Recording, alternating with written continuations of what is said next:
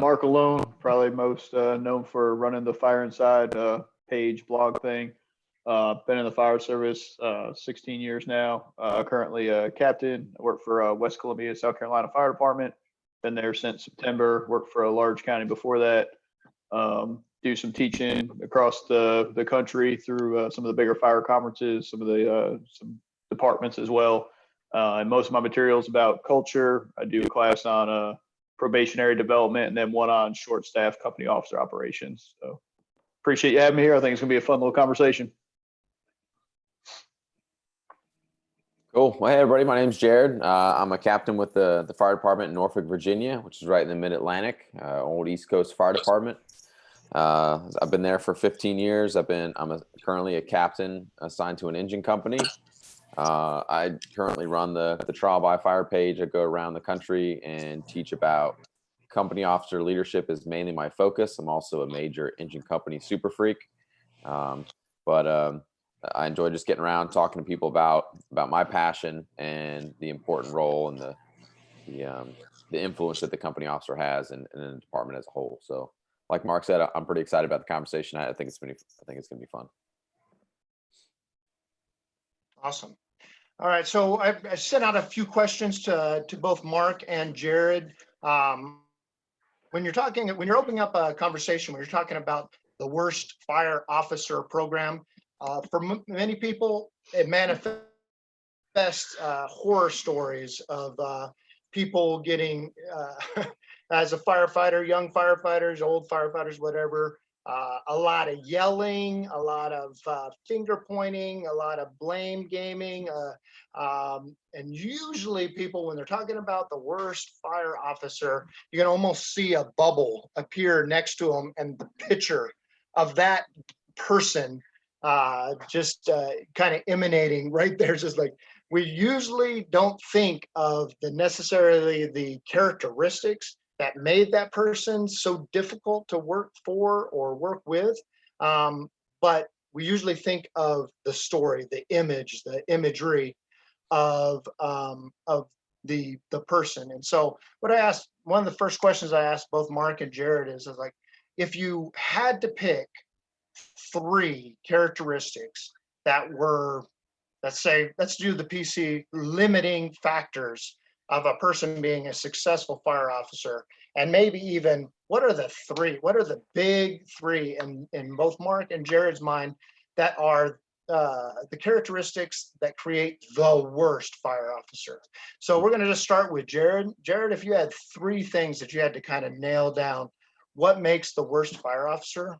What would those 3 things be? So I had a bunch initially, right? And come down with this because there's a lot of characteristics that aren't very good that none of us like to work with or for. So my top 3, the first one I had, and these are in no particular order, were they have no sense of purpose. It's just a completely apathetic approach to their job. Basically, got promoted, they got the job, they're in the right front seat, and it's just like they don't have any vision for what they want to do for themselves, let alone their crew. So no sense of purpose, just kind of what the hell am I even doing here kind of thing. The next one is a poor attitude. A positive attitude goes a long way, right? Positive attitude leads you to be humble. Positive attitude leads you to learn more, or inspires you to learn more. It does. A positive attitude is infectious to a crew. So no sense of purpose, poor attitude, right? No one wants to come to work and work for a dud. And then the next thing is just plainly incompetent. Confidence follows competence, right? Like you have to know what the hell you're doing when you're riding a truck. And I'll be the first one to tell you, I'm far from perfect, right? I make mistakes just like anybody else. But there's clearly fire officers out there who are visibly incompetent in that role. And that's right up there for me as far as making them one of the worst fire officers. So a blend of all 3 and then some is pretty bad, but those are my top 3. All right, so Very good. So, hold on one second. So just apathy, attitude, and competency. Right. Those are 3 because I want to make sure that we come back. I want to expand on those from there. Go ahead, Mark. All right, so my first one is entitlement. And I think it's funny because a lot of time entitlement gets flipped on the younger generations. But if you really pay attention to your firehouses, a lot of times the most senior people in that firehouse are the most entitled people on the roster. I don't have to do this because I'm the captain, or I don't have to do that because I have time. So to me, there's nothing worse than an entitled company officer that picks and chooses which functions they're going to do based on their rank or their tenure. So that's what I start with. The next one would be somebody that's condescending or lacks empathy. They try to belittle their people. They try to make fun of them in public. They try to put them down for learning or for screwing up on something. And it's just a power projection. They feel like they need to let everybody know that, hey, I'm the company officer and nobody can be superior to me in any way, shape, or form in anything. And then the last one is the do as I say, not as I do guy. I kind of put that was entitlement, but on crack, right? So that's the person that's literally going to run around and tell you to do all these things, but it's not what they do. It's not the way they run their company. It's not the way they operate. But hey, you guys better do this. You're going to be in trouble. So, those would be my top three: entitlement, being condescending, and do as I say, not I do. Awesome. So Jared, I'll spring this on you. So Mark shared entitlement. How would you process that? What would you say to let's say just a 5-year firefighter that is dealing with an officer that has this entitlement, the one that grabs their brass on their collar and say, "Because I said so," guy. How do they navigate that? And that's tough. And I've had those conversations with firefighters before, and they have those particular types of officers, and I struggle to give them good advice, right? Because it's hard to work for someone like that. And for me, what I tell them is if they have that officer that's way that they're flipping their brass at and everything else like that, it's just like, focus. Number one, whatever position you're in, whether you're a lieutenant work for a captain or a lieutenant work for you, like if you're a firefighter, and typically it's a firefighter who I'm talking to, it's like just continue to not, don't let your character be affected by their bad character, right? Like you could be respectful, and and officers are out there that are like that, and sometimes you just got to work for them, deal with them in a respectful manner. I think another thing sometimes, depending on how bad it gets, I guess in the firehouse, is have a conversation with them, right? I think sometimes we forget that, like we sit there and we deal with this type of officer sometimes, and it's like we gripe around the galley table. We're out with beers with our buddies, the other firefighters in the station. We're griping about the lieutenant or the captain. It's like, well, wait a second. Has anybody had a conversation with them? Now that can either go really good or really bad. But I think sometimes it's important to be like, hey, Cap, look, I just want to tell you something. Like, I'm coming at you with respect here.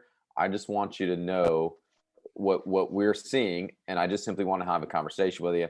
I don't want to have an argument about it and go from there.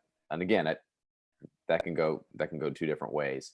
But for the most part, in the end, I would say be as respectful as possible, but don't sacrifice your values and your character. Like, just come to work and do the best that you can, and hopefully that officer, whoever it is, kind of sees the rest of the crew and sees how you guys are behaving, and hopefully it'll rub off on them. But that's a tough one for sure, man.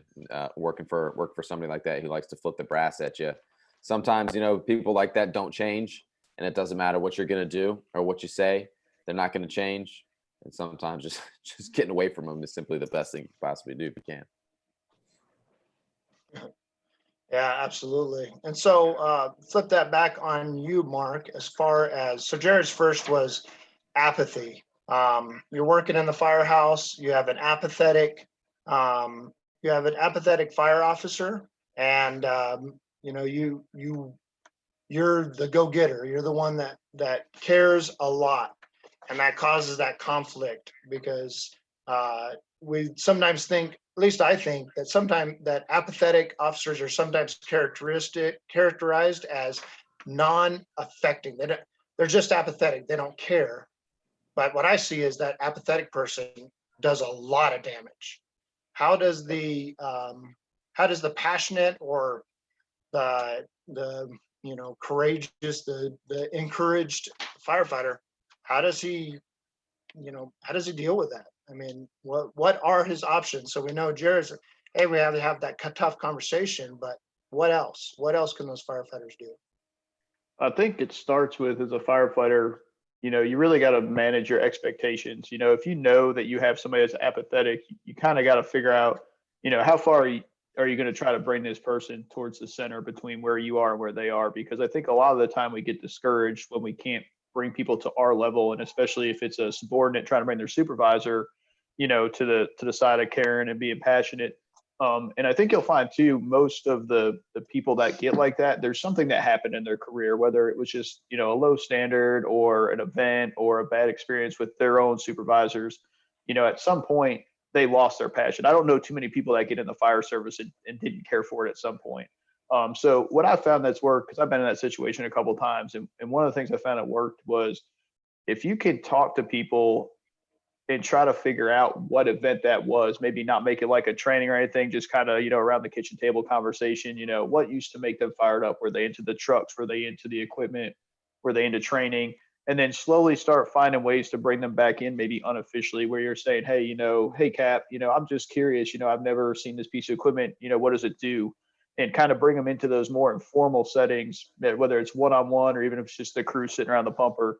That seems to be a really good lead into kind of getting people out of their shell.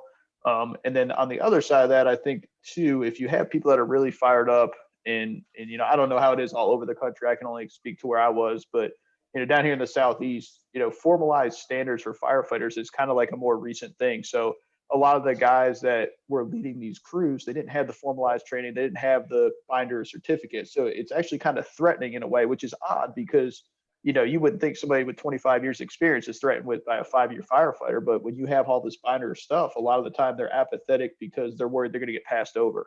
So maybe not being as threatening, not throwing around all your certificates, and showing that, hey, I want your knowledge. I want you to teach me. I want to learn things. And the best place for that I've found is to do it on a call. Get it out of the fire station.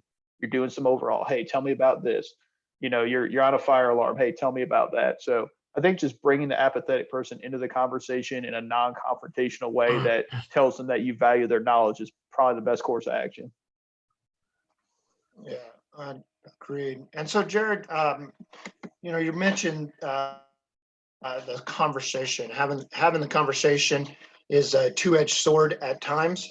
Have you, and this will be for both of you, Mark and Jared, have you found that those tough conversations, across the board, we've entered into a almost non-confrontational fire service, that we can't even have conversation between even peers without some negative consequence? What's your experience in that? Do you see that? And if you have seen that, how do you deal with it? How do you make people comfortable with being uncomfortable? So I would say 100% yes. I think that's happening. I think it's happening peer to peer. I think it's happening, firefighter to captain, and all the way up all over the organizational chart. I see just nobody just wants to have a conversation. Like, just freaking talk to this person. And for me, so, I can only do so much at the company level, right? So one thing I do is when guys will bring issues to me, I put it back on them, right? Like, certainly I'm there to solve their problems. I'm there to help, but I'll give you one specific example. I had a guy come into my office one day and he said, hey, I don't know if you've noticed, but there's a little friction between me and so-and-so. I'm like, yeah, I have, like, I see it. And he looks right at me. He's like, well, what do you think? We're like, what do you think I should do? Is there something that you want me to do? And I'm like, yeah, I want you to go talk to him. Like, just go have a conversation with the guy. And I think the reason we don't want to approach conversation is, I think, we naturally tend to just kind of avoid conflict, but it's like the firehouse is different. You're around these people 24/7. It's that family environment. I always compare it to the cops, right? Like, it's different for them. Like, they're riding around for the most part in a car by themselves. Like, if they have to have a conversation with somebody in the other car half a town away, it's easier for them, right? But us as firefighters, it's like, well, if I have a conversation with Mark, like, man, it's going to make things awkward in the station. And, there's a barbecue this weekend, man. And, it's just going to be weird. So, you know what, I'll just I'll just leave it alone altogether, and this will just work itself out. But I don't know why. Like, I can't explain to you why people are not having conversations and just going up to somebody and be like, "Hey, we need to work this out." I don't have a good answer for that. But all I can tell you is it's happening, and I think people need to understand that a lot more gets accomplished by just simply having a conversation. And even if it's someone senior to you, I had a situation one time where I was a lieutenant and there was a battalion chief that I wanted to have a conversation with. There was some stuff going on, and it was like, like I feel like he was kind of the catalyst to what was going on, but I wasn't sure. And there was all this rumor. And I'm like, you know what? This is ridiculous. Like, I'm going to call the guy up. And I said, "Hey, chief, I really want to talk to you. Like, I want to sit down and have a conversation with you." And like, we met at a coffee shop. We sat down together, and I said, "Look, there's some things I want to talk to you about. I might say things that may be offensive, and you may say some things that are offensive to me. And I'm good with that as long as you are, but I want to be honest. I want to have a candid conversation. And if you can't do that, then we'll just sit around and talk about the weather or something." And he's like, "No, let's do it. Let's do it." And we had a really, really good conversation, and it cleared up a ton of things. And I'll tell you right now, that chief is one of my biggest supporters, So, as far as why people aren't having conversations, I think sometimes it's like, we just have our heads in our phones all the time. And I try to be good about that myself, but it's just simply that human dynamic that I don't know what the hell is going on with it, but people just need to talk to each other, and company officers need to encourage it. And they do need to encourage their people to handle problems at the lowest level. Like, y'all need to talk about this kind of a thing. And I've had a couple situations where it didn't work out so well. Like, they weren't fixing it. And I'm like, all right, well, this problem's on my desk now, like, we're going to come together as a station. I mean, I've literally put everybody in a room together and said, all right, we're going to sit here. We're going to have a conversation like a family, and we're going to figure this crap out. And we could say things that'll piss each other off, but I don't care. Like, this has got to get worked out, and we're going to figure it out before everybody leaves this room. So the power of conversation is huge, right? You just have to interact with people. But sadly, you're right. I see it as a problem. It's much easier to just walk away, avoid it, and just go talk about them, down the road at the next firehouse. Yeah, Mark, you Yeah, got I any? agree. Yeah, I think I'm in full agreement with Jared there. I think a lot of it is what he hit on with the phone. A lot of it is we're really comfortable typing a comment on a post or sending off that email to somebody, and it's not personal anymore. We're not used to that. So when somebody does get in your face, about something and actually wants to confront you, it's taken as aggression, it's taken as conflict. So, two things just to add to it real quick that I think solve a lot of it. One is, what I try to do is I try to talk to my guys on a regular basis, whether it's after a call, whether it's in the rig. The first moment I notice something's off with you or I have a problem, I try to mention of, "Hey man, is everything good?" And I don't address it as, "Hey, this is a problem." It's, "Hey, is everything good with you?" Let me start there, because I think when people know that you're taking an interest in them and you're invested in their well-being and their career, they're more likely to talk to you about problems anyway.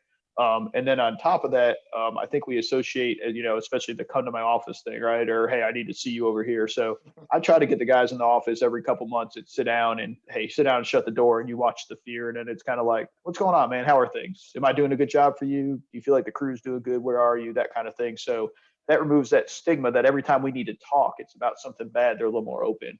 And then the second thing is to take the emotion out of it. And I learned early on that I can be a pretty big hothead, especially when I'm not happy or something isn't up to par. So I don't ever attack anything immediately unless it's a life safety issue, or like I know we're about to get in some serious trouble for this. Like, it's just something that is going against one of my quirks or something that was good for the company. I try to take a minute, whether it's a couple hours, and I think it over my head, like, "Hey, is this really worth it? Or is this person just having a bad day? Is this a great employee 364 days out of the year, and this is the one day, and now I'm going to be down their throat about it?" And a lot of time what I end up doing is I'll write it down somewhere, and I'll come back to it next shift, and I'll wait till that following shift and be like, "Hey, I took some time to think about this while we were off. It's still bothering me. So let's talk about it." And that shows them, one, that I'm not just jumping off the handle, and then two, that it really concerns me that much that I'm still wanting to talk to you about it the next shift. But just getting that emotion out of it, like anything else, takes all those polarized views out and kind of helps us come together. So that'd be my advice for that. So, Jared, one of yours was competency.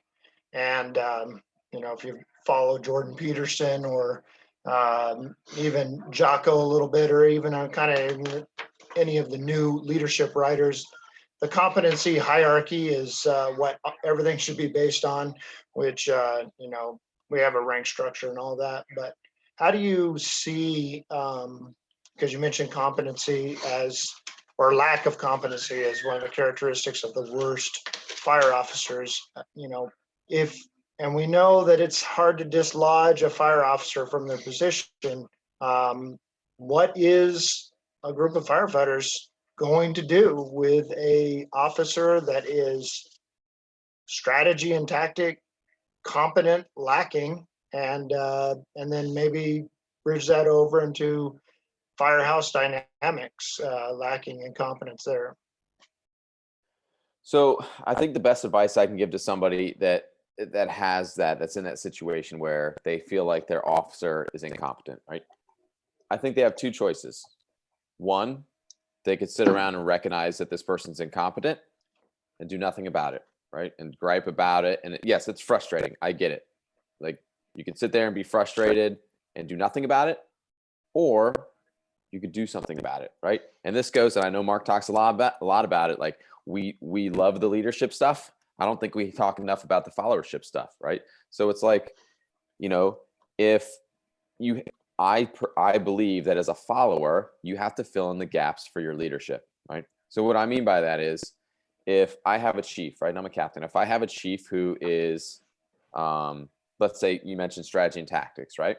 If I feel like I have a chief that is weak in that area, I'm not going to sit there and let the guy fumble, right? Like, if we go to a fire and we talk about it, it's like, hey, chief, I saw you made this decision. What do you think of this? This is what was going through my head. And based on my experience, I've done this before. Like, what do you think? Like, have this conversation about, what you would suggest, or, hey, chief, would you do this next time? I want to get your thoughts on this. And it's like, oh yeah, Jared, I never thought about that. Right. Just like I would hope people do that for me. Right. Like, I'm far from perfect. I have flaws too, but I have, 12 people on my roster that are firefighters. And if there's something that I'm weak at, I want them to come up to me and create that environment for them. Like, hey, Cap, hey man, you messed up here. I want to have, talk to you about this. What do you think about this? So I think if you have an incompetent fire officer for whatever reason, and sometimes, sometimes people don't know what they don't know, and they're a product of their environment and their upbringing in the firehouse, and they probably want to do a good job, but they don't have that technical competency, right? So again, you have two choices. One, you watch it and do nothing, right? Or you see it and you fill in the gaps of your leadership, right? Try to help them out, because doing nothing doesn't help anybody. It's only going to keep you pissed off. It's only going to keep you frustrated. And yes, you will still be frustrated. That's not going to go away. But hopefully you're going to get to a point where it's like, you know what? I've done what I can. This person's either going to listen or they won't. But when I put my head down at night, I can tell you what, I've tried to help this person be a better fire officer by filling in those voids where I think they may be weak. That's the best advice I can give to anybody.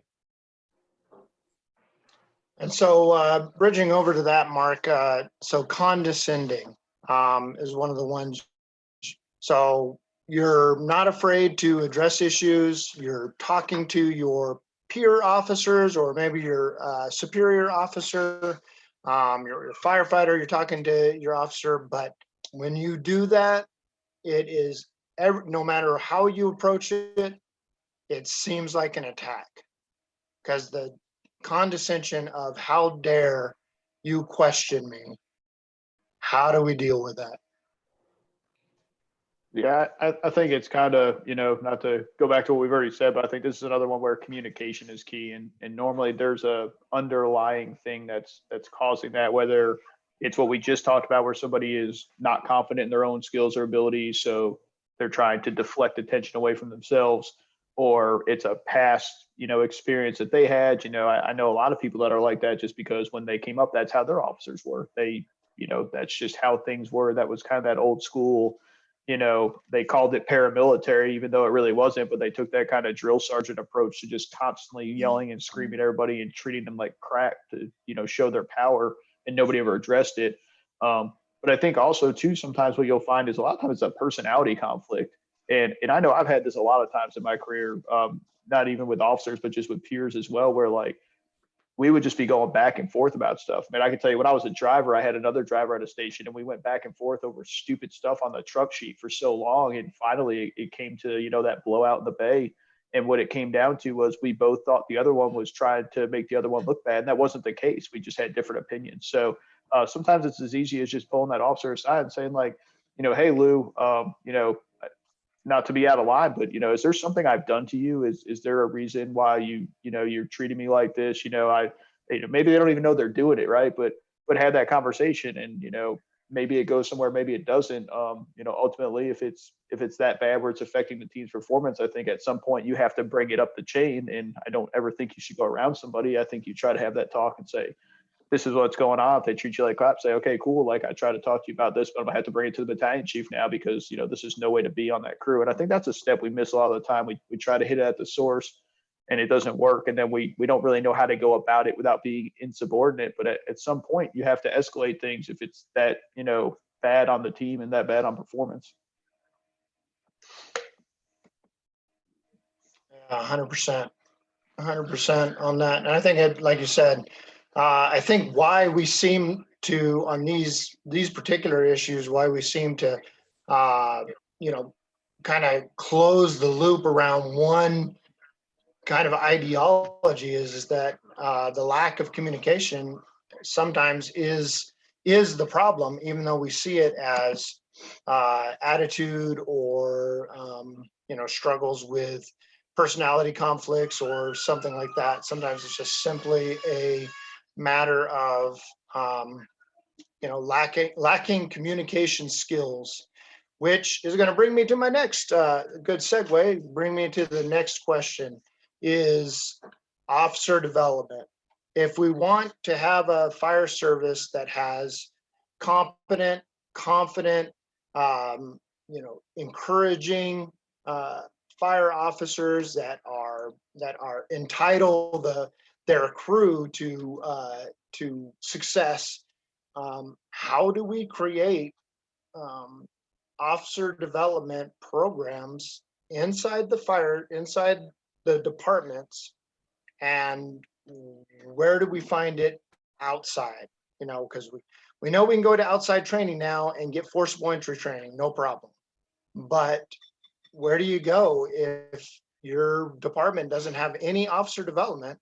You can't develop it, and you're struggling. So we'll start with you, Jared. What's officer development for you? Where do you go? How do you see it? Why are you doing some officer development on outside of your department? And what does that look like for you? All right, so that's a lot to unpack for the officer development stuff. So this could be a whole 2-hour thing, right? So I would say first with officer development, if anybody here, and maybe and this might not be a fair statement, but I'm just gauging off what I see when I go and travel, is I think if people are going to wait for their department to send them to classes and courses and all these things to make them a better officer, they might be waiting a long time, right? I think first it starts with, you have to have an individual responsibility, right? Or you have to take individual responsibility, right? It should be no surprise to anybody, right? My nephew's over here. He just graduated the fire academy. He could see an officer today and see pretty much what's, for the most part, what their responsibilities are. And so the more you spend time in the fire department, it should be no surprise to you. Like once you put those bugles on, like, oh crap, like I got to do all this stuff. I gotta have this technical competency. I gotta lead a crew. I'm responsible for a firehouse. It should be no surprise to anybody, right? So I think if they're looking at something, they need to take officer development to their own hands. Now, when it comes to the inside versus outside, I'll start with the outside because I think that's the easiest one to tackle, right? The fire service for me is much larger than the 62 square miles of Norfolk, Virginia, right? So I think people need to get outside of their own departments, right? I encourage my folks all the time. Like, if you think you're going to come to work and you get everything you need to know by listening to me, you're naive. You're like way wrong, right? go outside, listen to other people, big departments, small departments, volunteer, career, different perspectives. All of that is going to help you with your just firefighter development, which I think in turn will help with your officer development, right?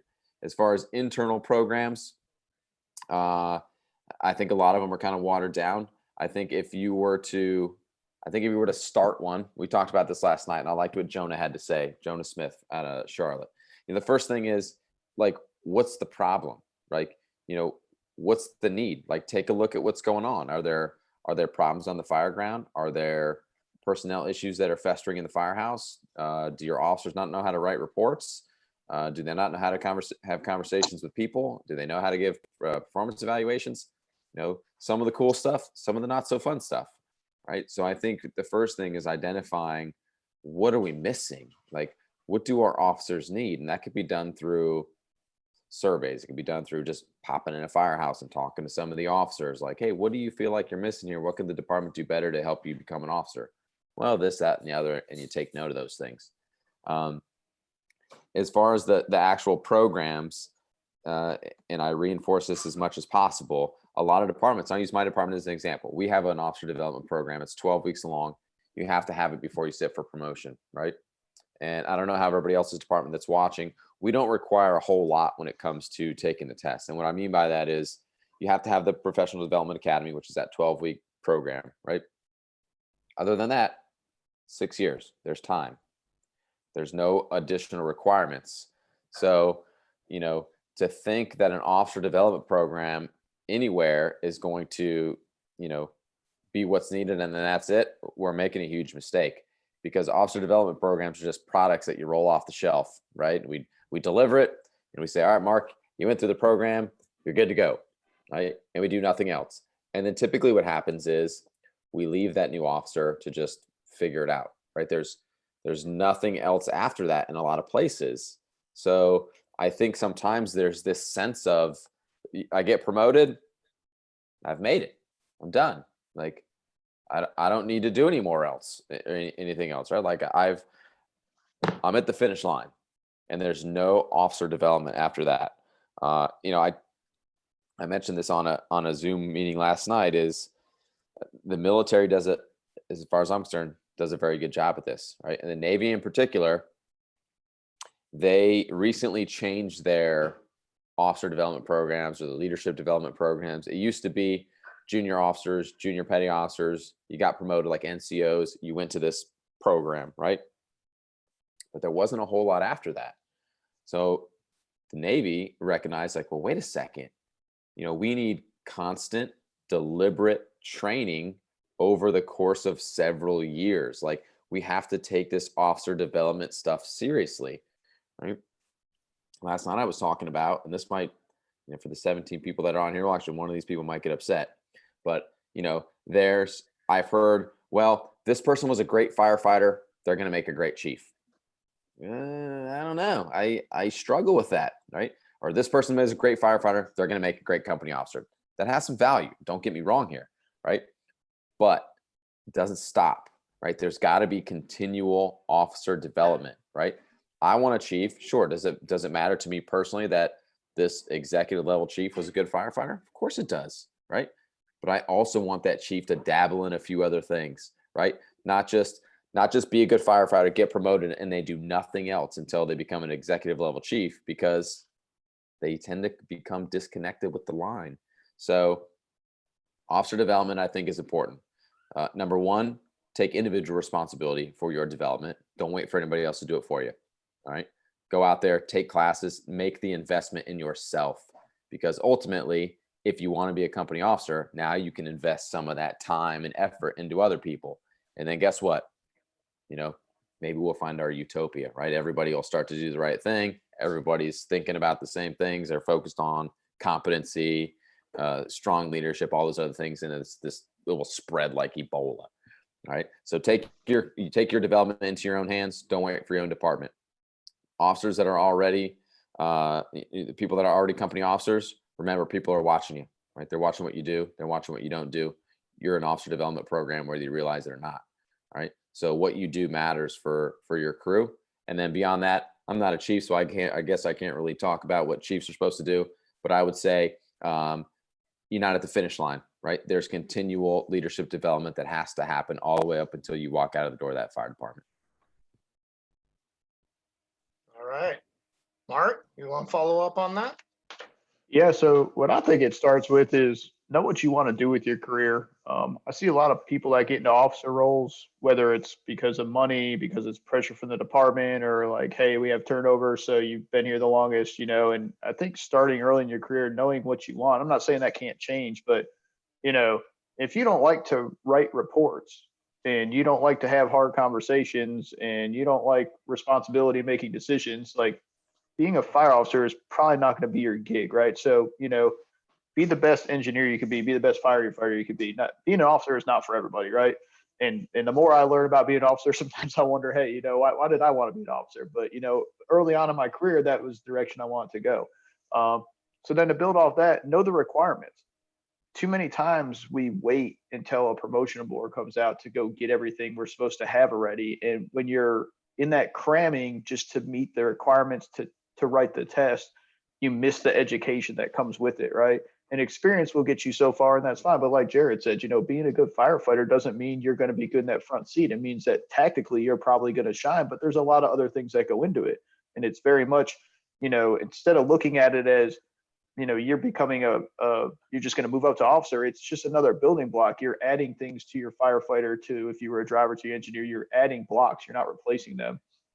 That kind of brings me to be a good firefighter first. I can tell you that you know, to be humble, the majority of things that are wrong with me as an officer, as a firefighter in general, are just lack of development that I had early in my career as a good firefighter. And that's so hard to make up, because once you've made that front seat, trying to go back and learn how to force doors right, there's not a lot of time to fit that into all the other things you need to learn. So kind of start there. And then, you know, you don't have to be in the running to be an officer. You don't have to be in the seat to start paying attention, to start assessing these calls. It doesn't mean you have to speak up. It doesn't mean you have to interject all the time. But hey, if it was me in that seat, what would I do? And how does that compare to what this officer did? And, you know, hey, Cap, let me ask you, why did you make this decision versus that one? So if you think that's a path you're going to go down, kind of start early in trying to be investigative in how things work. You know, hey, why do you write this in a report? Hey, why did you call for a second alarm on this and not on that?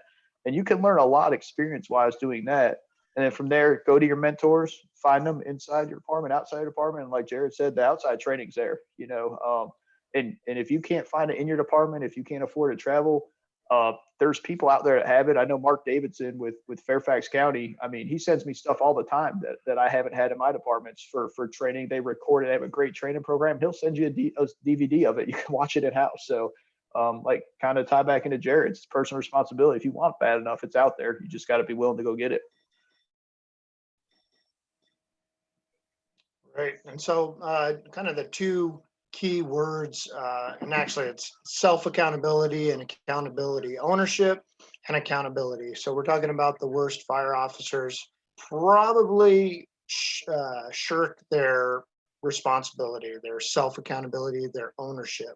How, let's just say you're the fire officer and you are dealing with crew, a superior, a peer that has a hard time taking ownership for their actions. How do you instill self-accountability into, you know, a group or a person that doesn't have it? They can't get out of the blame game. They can't get out of the shirking the responsibility. So we'll give it back to Jared. All right. So one of the first things that I do, and I don't know if this helps, but I feel like it does. So one of the things that I do when I sit down with my crew, whether it's a new crew member to begin with, or you know, I'm coming into a new station, is the first thing that I tell them is, you know, I will back them up 100% if they're right, and I'll hold them 100% responsible if they're wrong. Right. So they automatically get that sense of there's going to be some accountability here.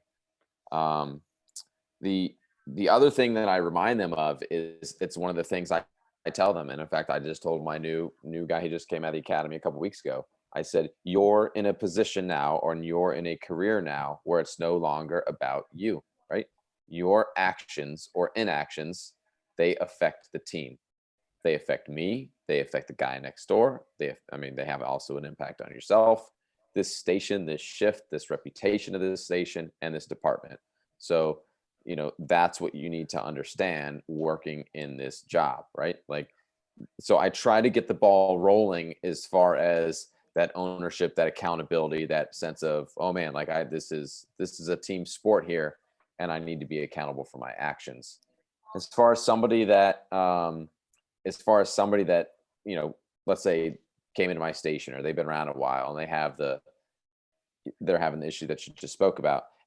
For me, it always goes back to my expectations, right? And I share those with people as soon as I possibly can. Again, whether they're coming in from the station or like out of the academy, they transfer in from another place. If it's the first time that they're in my firehouse or I'm in theirs, they hear my expectations, right? So whenever there's something that doesn't align with those and it doesn't align with the departments, we have a conversation, right? And it's like, this should be no surprise to you because we've went over my expectations. This is what happened. This is what the problem is. And this is how you and I are going to fix this.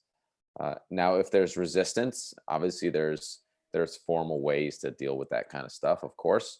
But I don't like doing that, just probably like a lot of other people on here don't like doing that, right? Doesn't mean I won't, but I don't like doing it, right?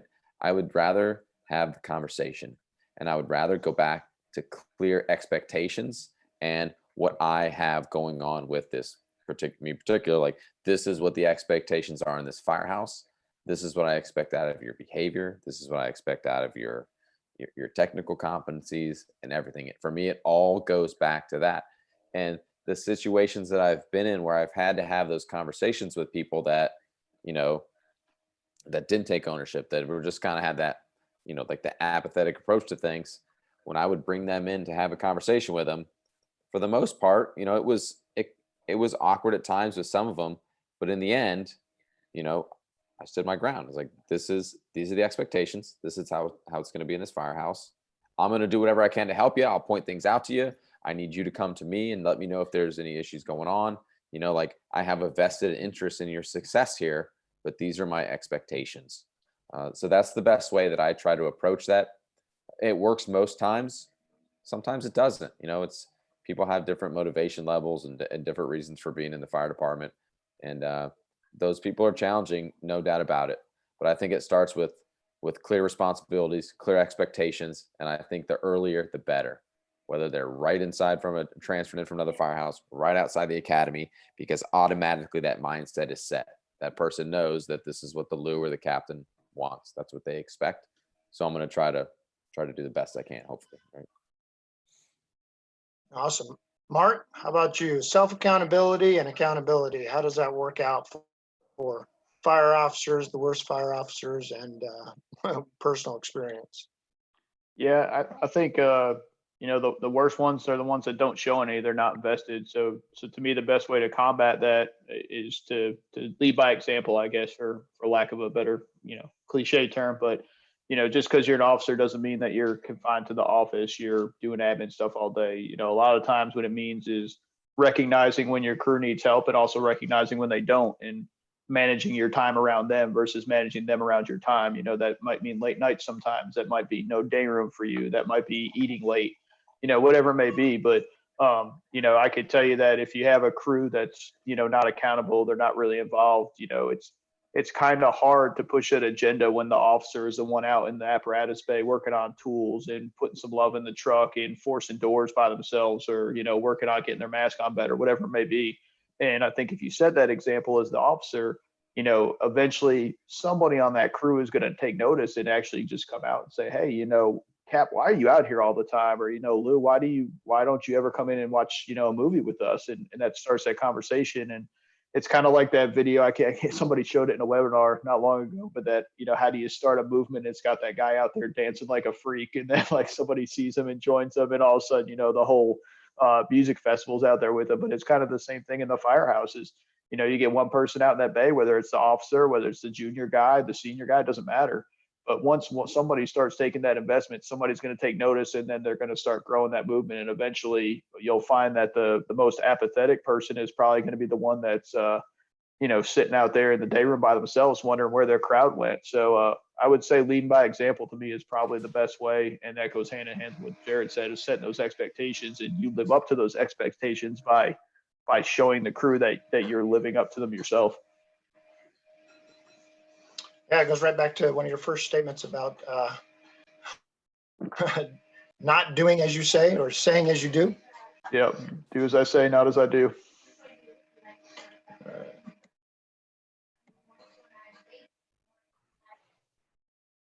Okay, so flipping the coin on the other side of what we are talking about.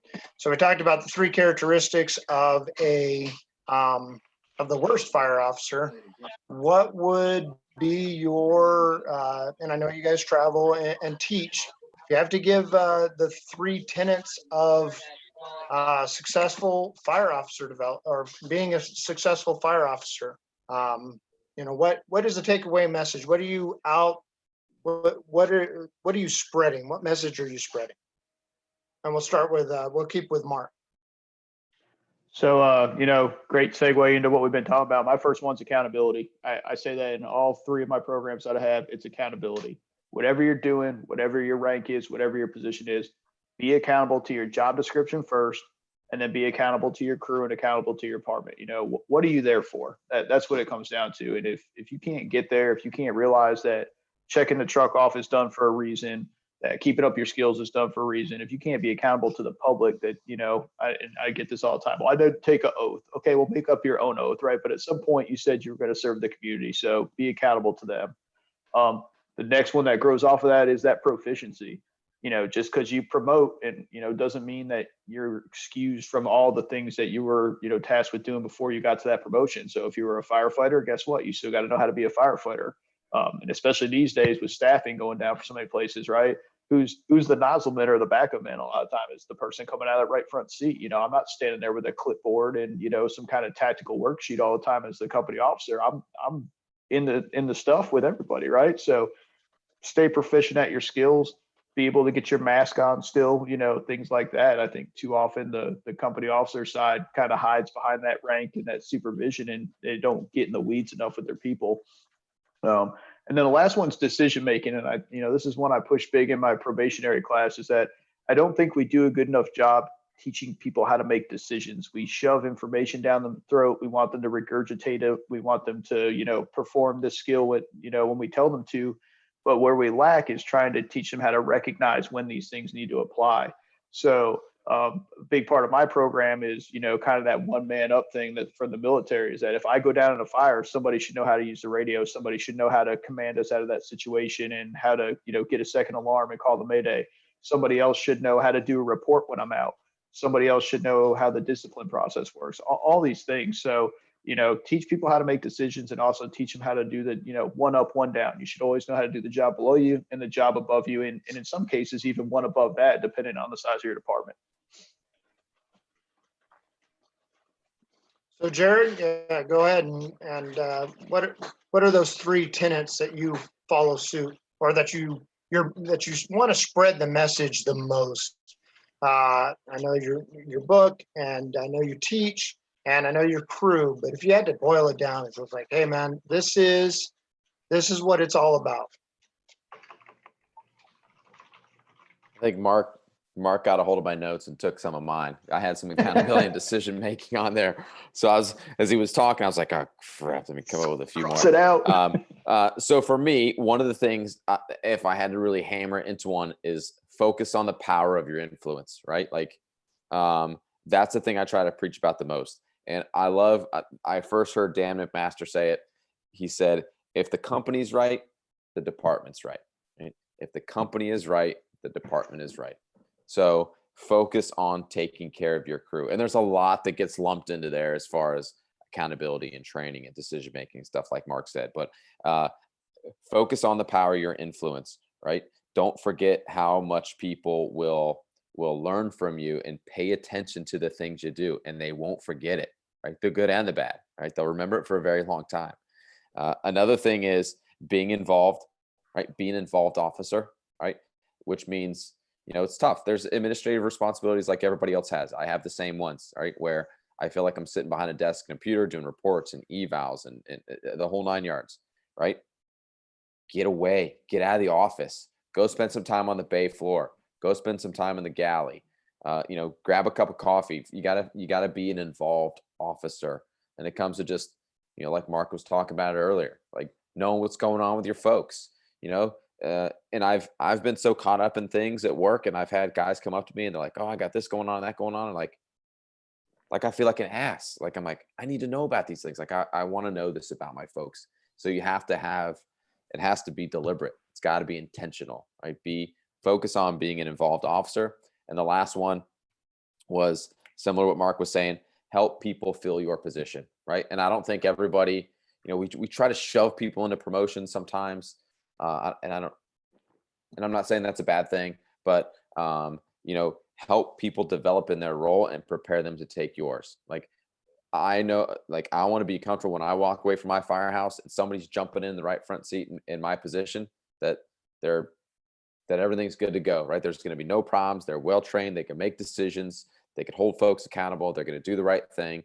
I constantly want to be able to develop them and show true mentorship, teach them the right way, hopefully, where, when I walk away, like my whole thing for me is if I've made them a better firefighter, a better future company officer, I've added value to the team as a whole and their career, for me, that's a win. Right. So that's ultimately what I try to do. And that's what I try to preach wherever I go, is that involvement, help them fill the current role, and then just don't forget the power of your influence. So you're not under the belief that since office is most of the word officer, that we should be spending all of our time inside the office getting admin done? Right. Some, I think, yeah, that's a good point. I've never heard anybody put it like that. Office is officer, right? But that's a damn good point. I think some people think that, and sadly, you're right. There's some of those fire officers. It's like you see, oh hey, you see them when the brass hits for a call, or it's time to eat chow, and it's like that's the only time you see them. And I just, like I said, people don't forget, right? They pay attention to that stuff, and if they're not going to get it from you, as far as the mentorship and the learning and the development, they're going to get it from somebody else, which is kind of a sad state of affairs. But they're going to seek help elsewhere. So yeah, officer sometimes is a problem.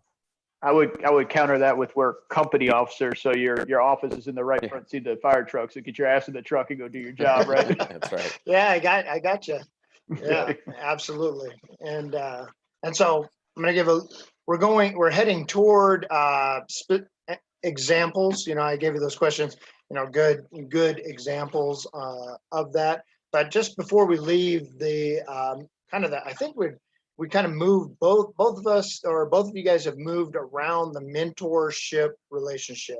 Do either one of your organizations have a mentor program within the department, formal mentor organization or program? How did that get developed? And if you don't have it, do you see benefit in a formal mentor program? Mark, you want to start?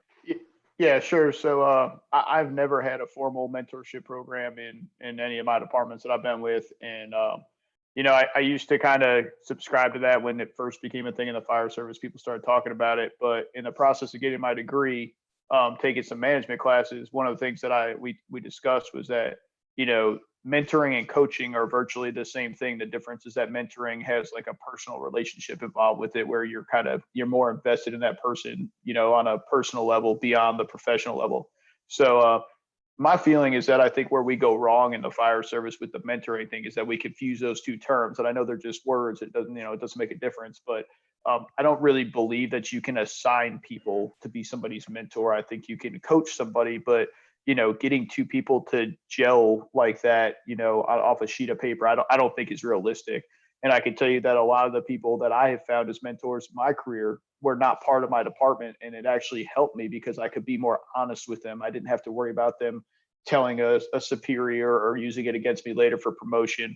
So I would say mentor wise, find people that you feel like you can talk to, whether they're in your department or not. I think it depends on the size and, the culture, but find those people that you can be honest with and that they can be honest with you. Jared's one of my big mentors, has been for a long time, because I know if I call him, he will call me on my crap. He will tell me when I'm being a child and I'm not right. And I think too often we find people that want to mentor us that are just going to tell us what we want to hear. So just find those people in your life that can be honest and they are personally invested in you more than, oh, well, the chief said I'm your mentor. Because, if you go back to, and I talk about this in one of my classes, I think in the old days, mentoring was an informal process where eventually, if you hung around enough, one of the older firefighters came up, put their arm around you, said, come on, kid, I'm going to show you the way. Nobody had to tell them to do that. So the fact that we're telling people to do that now, I think shows where we're failing on the informal side. Yeah, I couldn't agree more. I'm right with Mark on. I think assigning mentors is. I think that's a broken way to look at mentorship, and for a couple reasons. One, mentorship program, and let's be honest, we're talking about the fire department here, right? It's a program. So what happens, right? We roll out this program in the fire department, and I can see some people laughing, right? It's like, all right, we're starting this mentorship program. Who wants to be a part of it? I do. And it's like, well, why? Are you doing this for the right reasons, or is it promotion time and it's time to get my name on put something on the old resume here. So I think sometimes if there's a formal mentor program, just like if there's a formal committee or there's a formal something else, you're going to have people that are on it for the wrong reasons. So I think that's one of the problems with a formal mentorship program. And then, like Mark says, I don't think you can assign somebody, right? If somebody's assigned to me or I get assigned to somebody, I mean, maybe it will work out, but I think mentorship has to be kind of organic, right? Like I should be able to look at somebody inside my department or out, and they don't always have to be senior, right? Like there's guys that I look at my own department, and it's like I look up to them, and they don't hold the same rank as I do. They're firefighters in my organization. I look up to them. I go to them for help. There's a guy in my station right now. The guy's like 5 steps ahead of me every day. He's freaking awesome, right? So, don't think that you can't look down the line a little bit at some other people. But I think if you want true mentorship, it has to be encouraged by the people in the firehouse, right? And you have to, where do you want to be? Do you want to be a senior firefighter? Do you want to be an operator? Do you want to be an officer? Do you want to be the fire chief? Whatever the case may be. And find people and seek those people out who are like a version of yourself 5 years from now, 10 years from now, and figure out how they got there. Like pay attention to what they're doing, the decisions they make, their successes, their failures, the whole 9 yards. And those are the people that you latch into. And definitely having somebody outside your department is good, because just like Mark said, you could bring stuff to their attention, but we all have a culture. My department has a culture just like anybody else. And whether I want to admit to it or not, I probably have some biases that I wouldn't notice if I seeked all the people within my own organization. But if I go to someone like Mark or anybody else and say, hey man, I got this going on, and he's done it before, he'd be like, hey man, did you think about this? Or, I'm like, oh shit, you know what, Mark, you're right. Nobody put it to me like that before. So, look all around you, look outside your department, certainly look within your department. But if it's within your department, be careful about a formal program. I would say I'd use caution with those, but just find a version of yourself wherever you want to be down the road and figure out how they got there and kind of try to model your behavior and your actions after that person.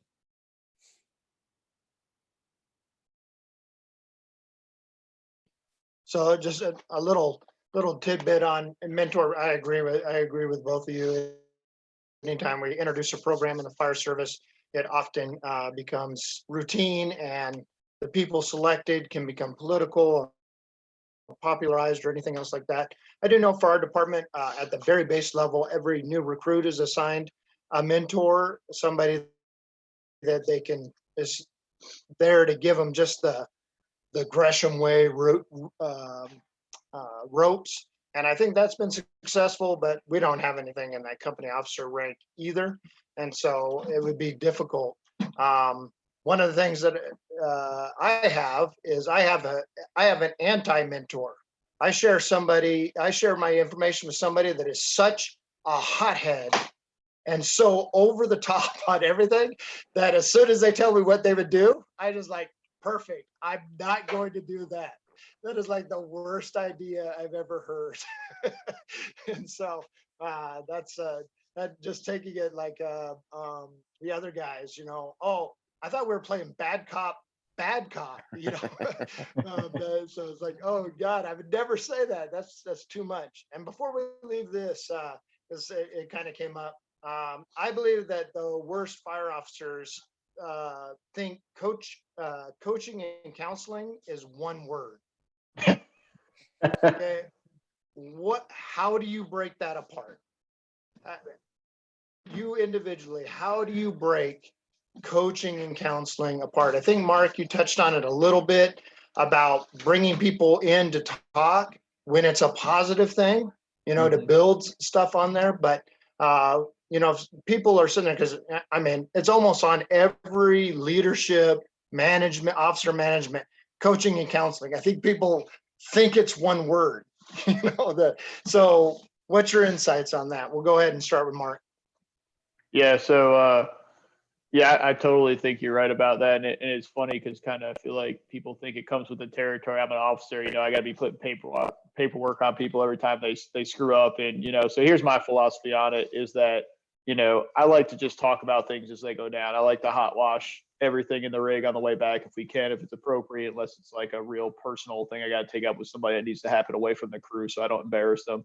But I would equate coaching to trying to change a behavior, trying to change an environment, trying to fix a deficiency. It's hands-on, it's personalized to that individual. And counseling to me is the formal discipline. And so this is my approach to formal discipline is that there's two types of formal discipline. One is mandatory, right? You did A, so the department says I have to give you B, you know, like, hey, you ran the fire truck into a tree. So guess what? I have to write you up for not operating the fire truck correctly. Okay, it's out of my hands. I can't do anything about it. The other type is where, you know, a lot of people start off with, hey, you know, don't make me do my job as the officer, right? Well, I tell the guys, hey, if we're getting to disciplinary paperwork or counseling paperwork, I have already failed. You have already failed. We have failed together, right? And the sole purpose of me putting formal discipline on you is to try to either A, get you off my crew or B, get you out of the department. Because to me, formal discipline is a Hail Mary, right? I have had very few people in my life where I put a piece of paper across a kitchen table or office desk and all of a sudden, like magic, their attitude was fixed and their performance was fixed, right? So coaching to me is how we save people. Counseling to me is how we get rid of them because they're unsavable.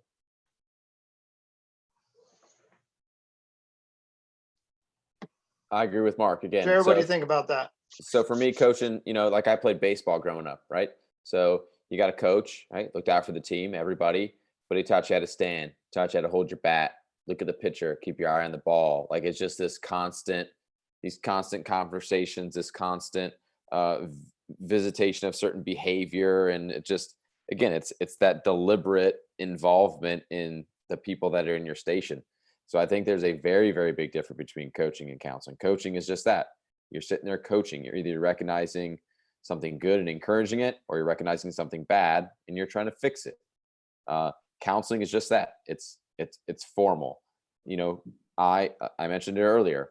You know, I've been a company officer now for, you know, not a long time. I got promoted in 2012, so roughly 8-ish years. I've only put paper on somebody twice, and that's not that that's a lot. I mean, 2 times. I don't know what the norm is, but hopefully it's nothing crazy. But only twice. And I'm like Mark, if there's, you know, if it's a formal discipline, it's like something's happened along the way. We've messed up. Either I wasn't clear in my expectations and you didn't understand them, or you just blatantly disregarded them, and this is a problem, right? I think counseling is swift. It has to be fair, I think, for the most part, given the circumstances. But it's very formal, and it's just, to me, for the most part, it's black and white. I guess depending on the circumstances. But coaching is just that. It's over the long term. It's consistent. It's watching. Just that. It's just coaching. You're sitting there coaching. You got a team just like any other team, and if you're the company officer, you're the coach.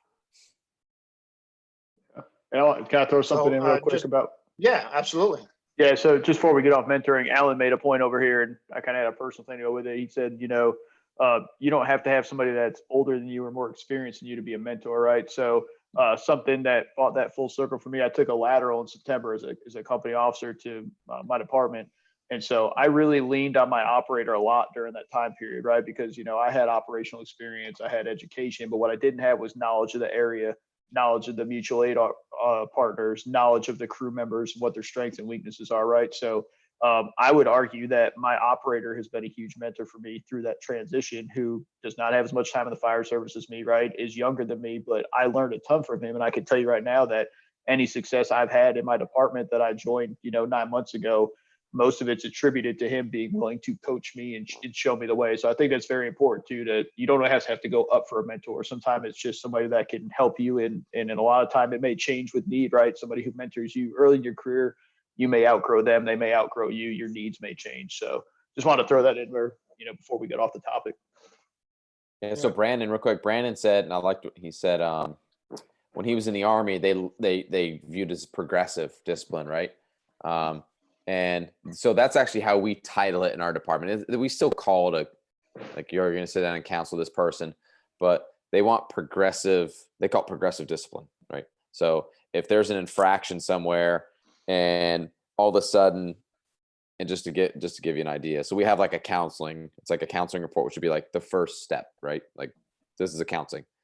The next one is a written reprimand. And then from there, it goes up even higher. So if you go in and you're just like, well, I'm going to write this person up, I'm going to give them a reprimand for whatever the infraction was, and that gets sent up the chain of command, the first question that the chiefs are asking is, where's the progression? Where did this start? Did you have a conversation with this person? Yes, I did. Well, let me see your documentation. Did you document your conversation? Yes, here it is. Okay, did that work? No, it didn't. All right, well, what happened next? Well, I counseled them. Here's the formal counseling. All right, well, did that work? Nope. All right, now we move to the written reprimand. So that's the expectation of our fire chief, is he wants discipline to be progressive. He would not be happy if all of a sudden you put a written reprimand on his desk and was like, well, wait a second, what did you do before this? What are the events leading up to this, kind of a thing? So just some food for thought. I saw his comment and I thought it made a lot of sense. And also what he said there too about, what's the path if it continues to happen? A lot of time counseling ends up being like hey, A happened and sign here, but what's the path to correct it? Otherwise it's just a piece of paper that serves to tell you that this event happened. If you're already at counseling, well, I think you're probably going to fail anyway. You should at least be telling somebody how to fix the problem that you're writing them up for. Yeah. We're talking about the worst fire officers, and we have those struggles, and then we're going to put them in the office and say, you're my counselor now. When it's just like, oh, right. Oh my gosh. So you're struggling there. We're going to get to some of those chats, but one of the chats that popped up is somebody asked to expand on, and I think it's kind of hard to word this exactly right, but when your officer or department's expectations of you, you're not allowed to uphold your own values and meet the expectation. For example, let's go a softball one. Our crew, we play cards for 6 hours every afternoon. Okay, we don't train, we play cards. And the passionate firefighter says, no, hey, I thought we were going to train. I thought we were going to do a daily stretch. I thought we were going to go outside. But in order to move with that crew, their personal values have to diminish to meet the expectation of the officer or the crew. They just asked, can you expand on that? How do you last? How do you maintain? How do you solve in your own mind? How do you move forward from that? So who asked the question? Because I want to make sure I understood it right. And so I'd have to go back. Okay, no, it.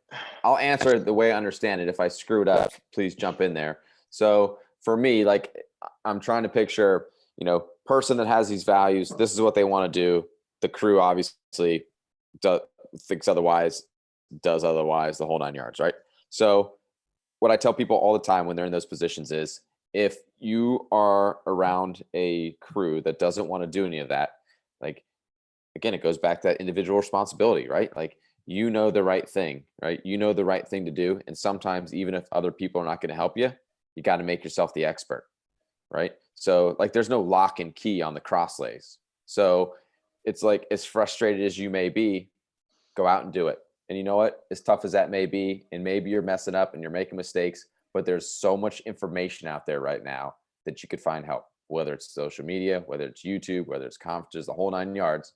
You got to make yourself the expert. So if those people want to sit around and play cards all day, so I spent time at a station where, and I wasn't there long, thankfully. But I spent a short time at a station where it was very similar to that, right? Where I had these different ideas, these values. This is what I expected as a firefighter. This is what I wanted the people around me to do. And they weren't in step with that, So I said, you know what? I don't care. I pulled the truck around back.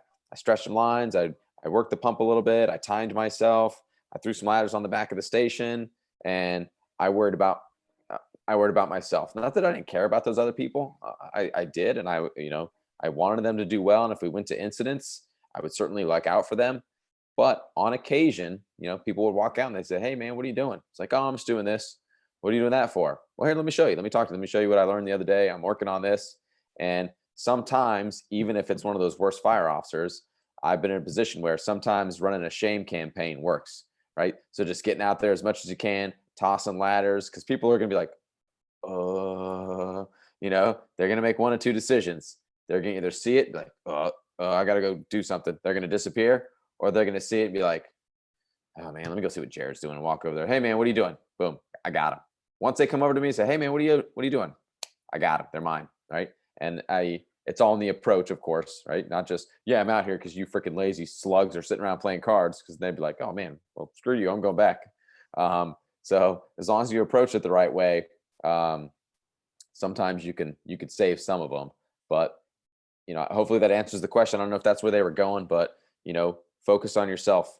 You have an individual responsibility, right? Make yourself the expert, as tough as that may be. Don't let those other people drag you down, right? Because even you out there working your butt off is going to help those knuckleheads sitting around playing cards for 6 hours, because on a scene, they're no dummies, right?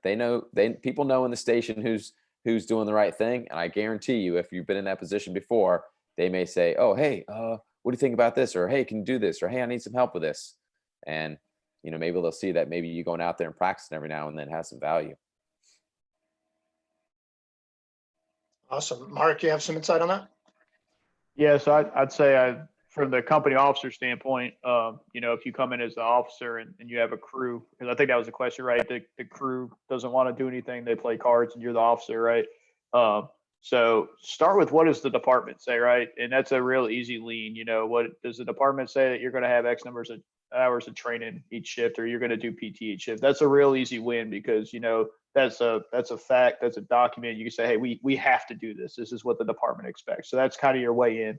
And then I say, what's their performance, right? Because I've been on crews that would drill for 6 hours a day voluntarily, and I've been on crews that drilling for 6 minutes a day would drive them into a tailspin, right? But if their performance is good, if they do the job well, maybe you don't need 6 hours of training if they don't value training like you do, right? And that doesn't mean you can't go out there and train after the fact by yourself, like Jared said. It just means, hey, as a crew, let's do a little something together, right? So I would sum it up like this: what can you live with and what can't you live without? And that's what you have to ask yourself as an officer, right? Okay, I can live with you guys playing cards, but I can't live without us doing any kind of training every day. So let's find a balance in there. And I think a great formula, Robbie Owens, who does the Average Jake Firefighter podcast, I got this one from him. 3 hours a day, 1 hour of training, 1 hour of reading or education about the fire service, and 1 hour of PT. And if you get that done every shift, you're going to be doing something to better yourself in your department. So that's 3 hours out of 24. If we're going to spend the rest of the day playing cards, and you know what, who cares? Maybe that's going to be a crew building exercise. We're going to get some buy-in that way, but it doesn't mean you have to abandon your values, nor do they. It's all about balance. Absolutely. So maybe story time. Maybe we have to change the names to protect the guilty or the innocent. Jared, why don't you go ahead and fire off a specific example of that worst fire officer? well, not specific, generalized example, but personal example of that worst fire officer Personal example. experience. Even if it's you. I hope it's not me, but I guess my folks will let me know, especially if they're watching, right? So I got to be honest. I've been very, very lucky when it comes to my officers. As far as personal examples, I really only have one, uh, and and I would say that the problem or the reason that I thought they were the one of the worst fire officers was they were completely insecure and they did not trust. There was no trust there. They did not trust their officers, even the ones that, at least in my mind, were competent and were good fire officers. This particular one uh, uh, was a chief level officer, and I mean, just wasn't there. There was no trust. There was nothing. They questioned everything that those officers did, to the point where they drove them into a position where they didn't even want to talk to the person. They didn't want to communicate. Like, they dreaded picking up the phone and having a conversation with this particular person. So uh, micromanaging kind of falls in there too. This person was a micromanager, and that is extremely tough to deal with if you haven't dealt with it before. Um, I wish I had some more examples of a worse fire officer. I'm one of those guys that's been, man, I've been crazy lucky. The officers that I've had to work for personally have been awesome. My first fire officer, I mean, freaking rock star, dude was awesome. Uh, you know, all my captains have been great. My chief now is awesome. So I just, again, I know not everybody is fortunate enough to have that experience, but I've been really, really lucky. I wish I could give you more stories. Hopefully that's a good thing. Hopefully nobody has a bunch of those kind of stories. But for me, it was my own personal, that was a very insecure, lack of trust, micromanaging. And I think honestly, that came from a lot of the stuff we talked about earlier. This person, as a firefighter, failed to develop themselves. As soon as they were promoted to lieutenant, they couldn't wait to put the chief's badge on. So it was just boom, boom, boom, boom, boom, up they went. And they didn't spend time developing themselves in that particular role. So when they land in a position where they're now above all these roles, they don't know anything about it. So the easiest thing to do is just be extremely insecure about it. And there was just no trust. Go ahead, Mark. What do you have for us?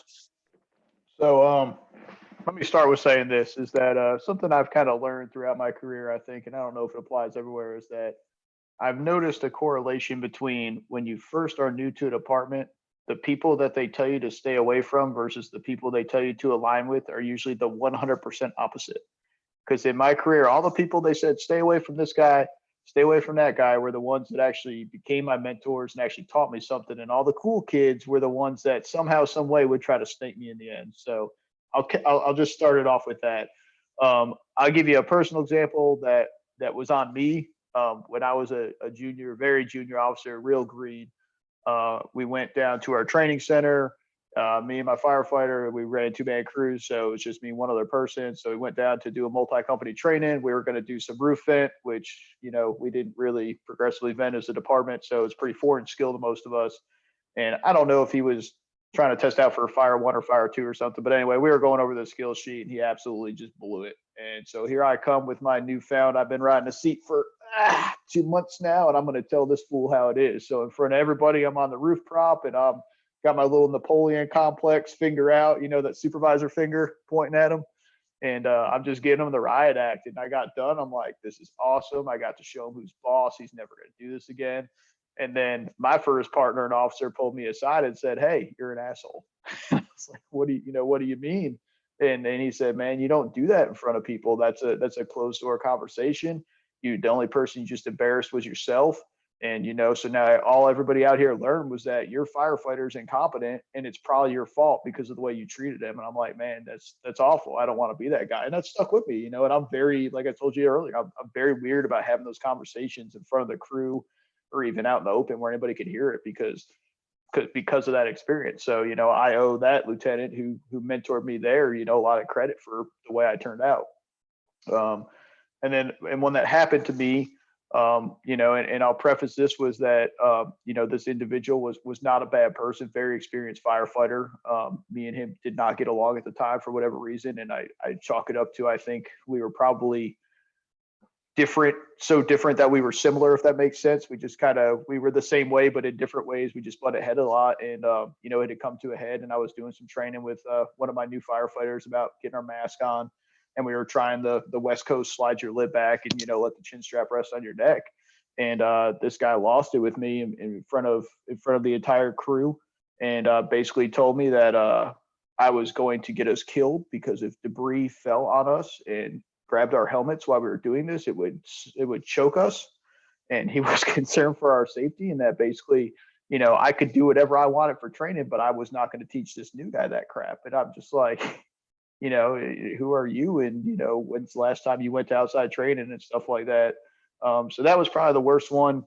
And I'll throw one more out. I had another one, another peer officer that basically tried to embarrass me one day in front of the entire fire station at shift change because we had gone to something the night before and I missed a piece of mud or something on the RIT connection, and, it wasn't clean. And rather than just deal with it and move on with the day and say something to me, he took his air pack off the truck, laid it in the bay floor. So now he's not operational ready and waits for me to wake up. And before I can even get down off the landing, it's, what is this crap? And what are we talking about, bro? And it was, I'm watching it. I'm like, man, and it comes full circle. Now I know why that lieutenant told me not to be that way, because this is what I looked like to that poor kid on the roof prop trying to prove a point. That was me, 5 years earlier. So, but kind of just all the stuff we talked about earlier, that do as I say, not as I do, and being apathetic and stuff. I just think it comes full circle.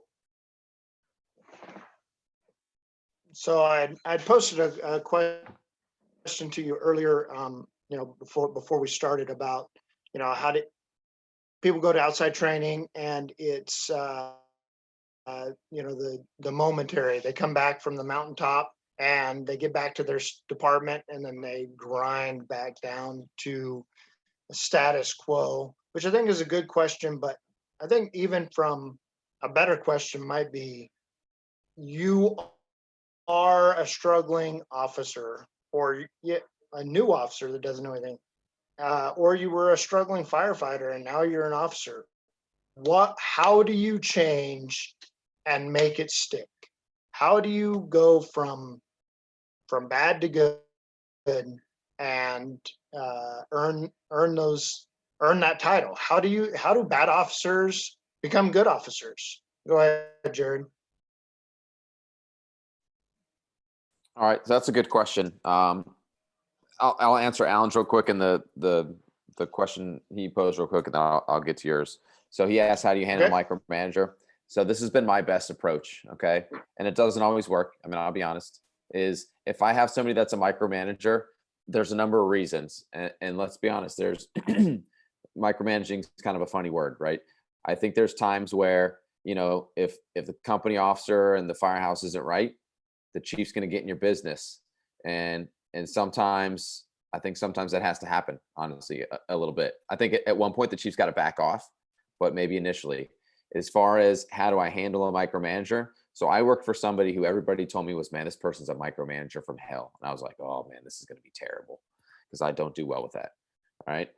But what I really figured out was, I don't know if he was a micromanager. That'd probably be unfair to say. The guy just wanted to be informed, right? So I kind of learned that about him. And again, it goes back to that followership stuff, right? So all I did, nothing crazy, right? I figured it out. It's like, he's always asking me these questions and what's going on. So I'm like, you know what? Every couple shifts, or even sometimes almost once an evening, after dinner, we'd all eat, put a pot of coffee on, I make a pot of coffee, I go down, knock on the door, say, Chief, what's going on? Oh, nothing, just BS a little bit. I was like, hey, look, just let you know, this is what we did today. Tomorrow, next couple of days, want to let you know what I had in the calendar. Mark's working on this. We're going to take the boat out in this, and just kind of laid out what I had going on. Guess what the guy did? He freaking left me alone, right? So I think sometimes people want to be informed. Yes, that's true. Sometimes people absolutely are going to micromanage, and that comes through a lot of. I think that's the fault of their own insecurities. But I highly doubt you are going to change them. And if you do, if you figure out how to change a true micromanager, please shoot me an email. But the best you could do, I would say, Alan, is just to keep that person informed. Hey, this is what's going on. This is what we're doing, whatever. And try to, let them know, like, oh, this person's letting me know what's going on. I trust them. And maybe because of that trust, they'll ease up a little bit. So as far as the other thing, how does a company officer change a negative past? We mentioned it before. People don't forget, right? If I was a firefighter last week and I was a terrible firefighter, and this week I'm a new company officer, they remember Jared from last week, right? Just like they know Jared if I was a terrible officer 2 years ago. I'm the same guy, right? I'm no different here.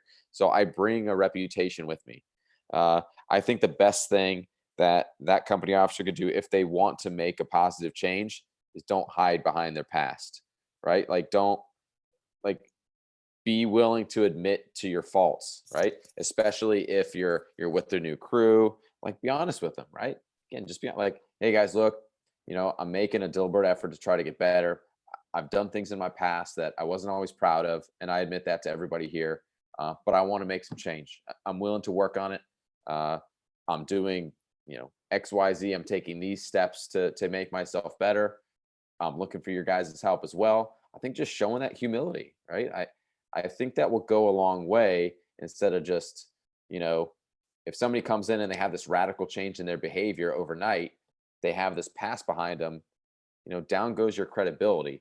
But I think if you approach it with a little bit of humility, a little bit of, you know what, I'm not perfect. I've made some mistakes, but I want to fix this.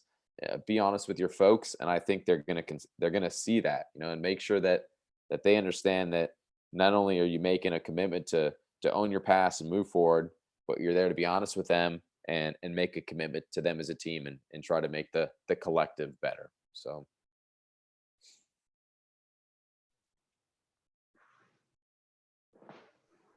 What do you think on that? What do you think on that, Mark? I know Jared kind of nailed the big things, taking ownership for your past and moving forward. But have you, and maybe both of you can talk on this, but for just to continue on this deal, how do you prevent the mountaintop slide back to oblivion?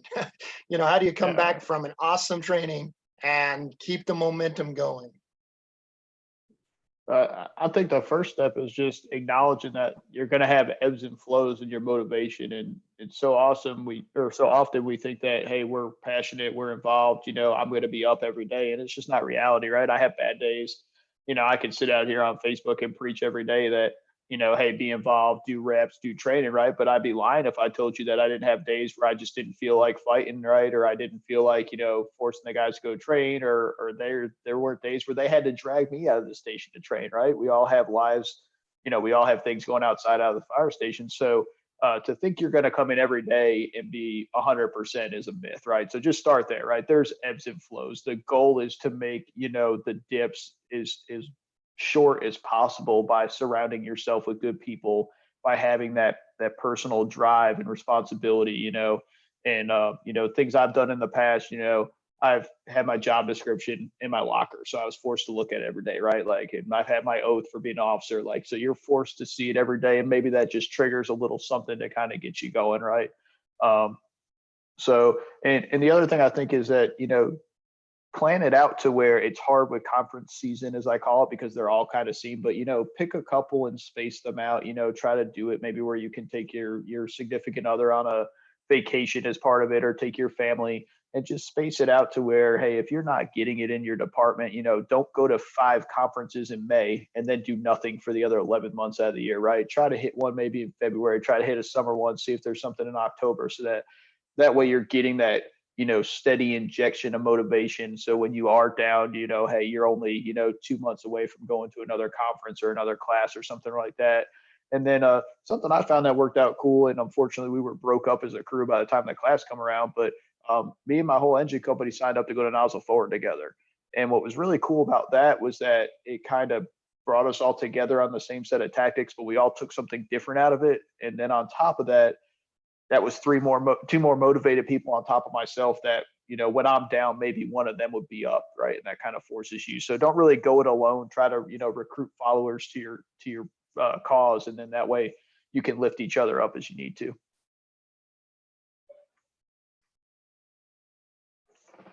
So I think this would be a good one, and I kind of put it out there, and I'm kind of curious about what you came up with. What is so in the past in our department, when they gave you the badge and bars, they basically said, now you have it, don't F up. And that was the lifting off period for you as a new company officer. So if it came down to you, what is one thing a chief should never say to a company officer? Go ahead, Jared.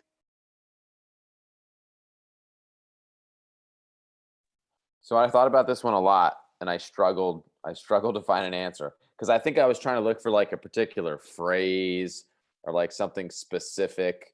But I think, like, when I thought about something that I would want to hear from my chief is, um, you know, like, I don't support you, right? And to me, it just comes down to support. I want my chief to support me, and you know, especially in front of, especially like a cult, as a company officer, there's a culture and a reputation that I try to build within my firehouse, right?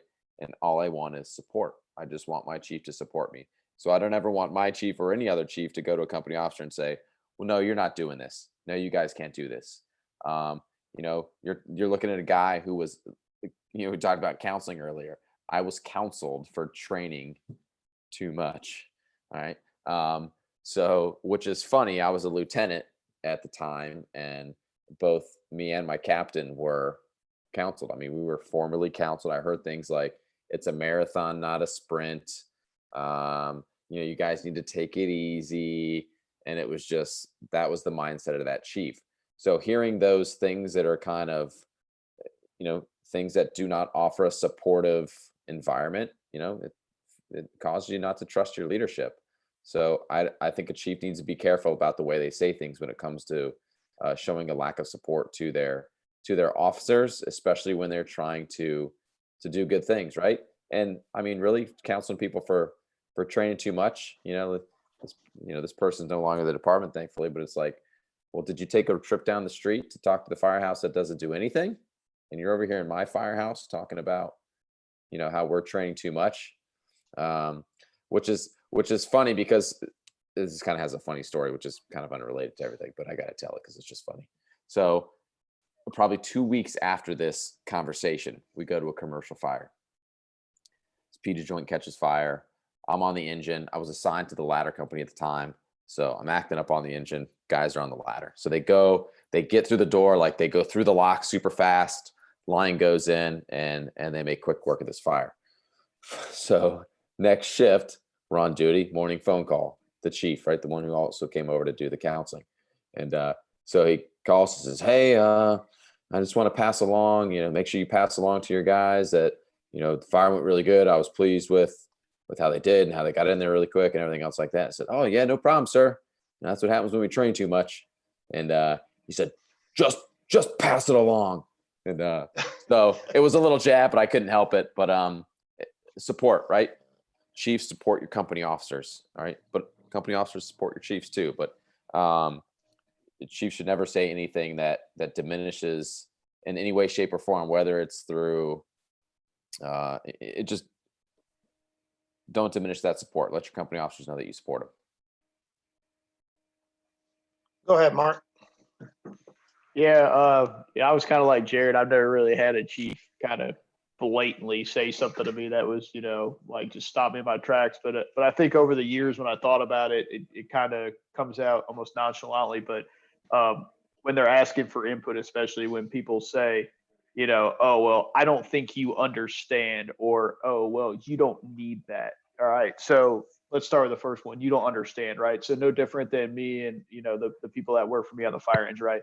If my backseat guy doesn't understand something that we're talking about, it's probably a failure on my part, right? I have not done my job, right? And it's possible things get overlooked, we get busy, maybe I didn't explain something well enough or we didn't drill enough, right? But if one of the chiefs is trying to tell you as a company officer, like, "Hey, we need your input on this, or we need you to spec that," and, "Well, hey, I think we should go this route." "Well, I don't think you understand how this works." Well, then there's a development issues somewhere, because at some point, hopefully, I'm going to go up and not down in the department, right? So maybe you should explain it a little better.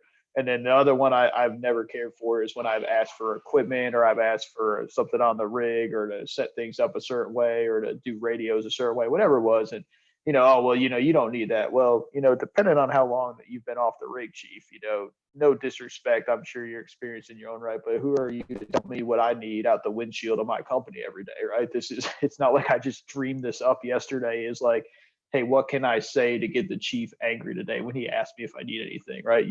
There's probably something behind the reason I'm asking for this. So those would be my two, that you don't understand, or you don't need something with no actual research or explanation, or investigation into why you're saying what you're saying.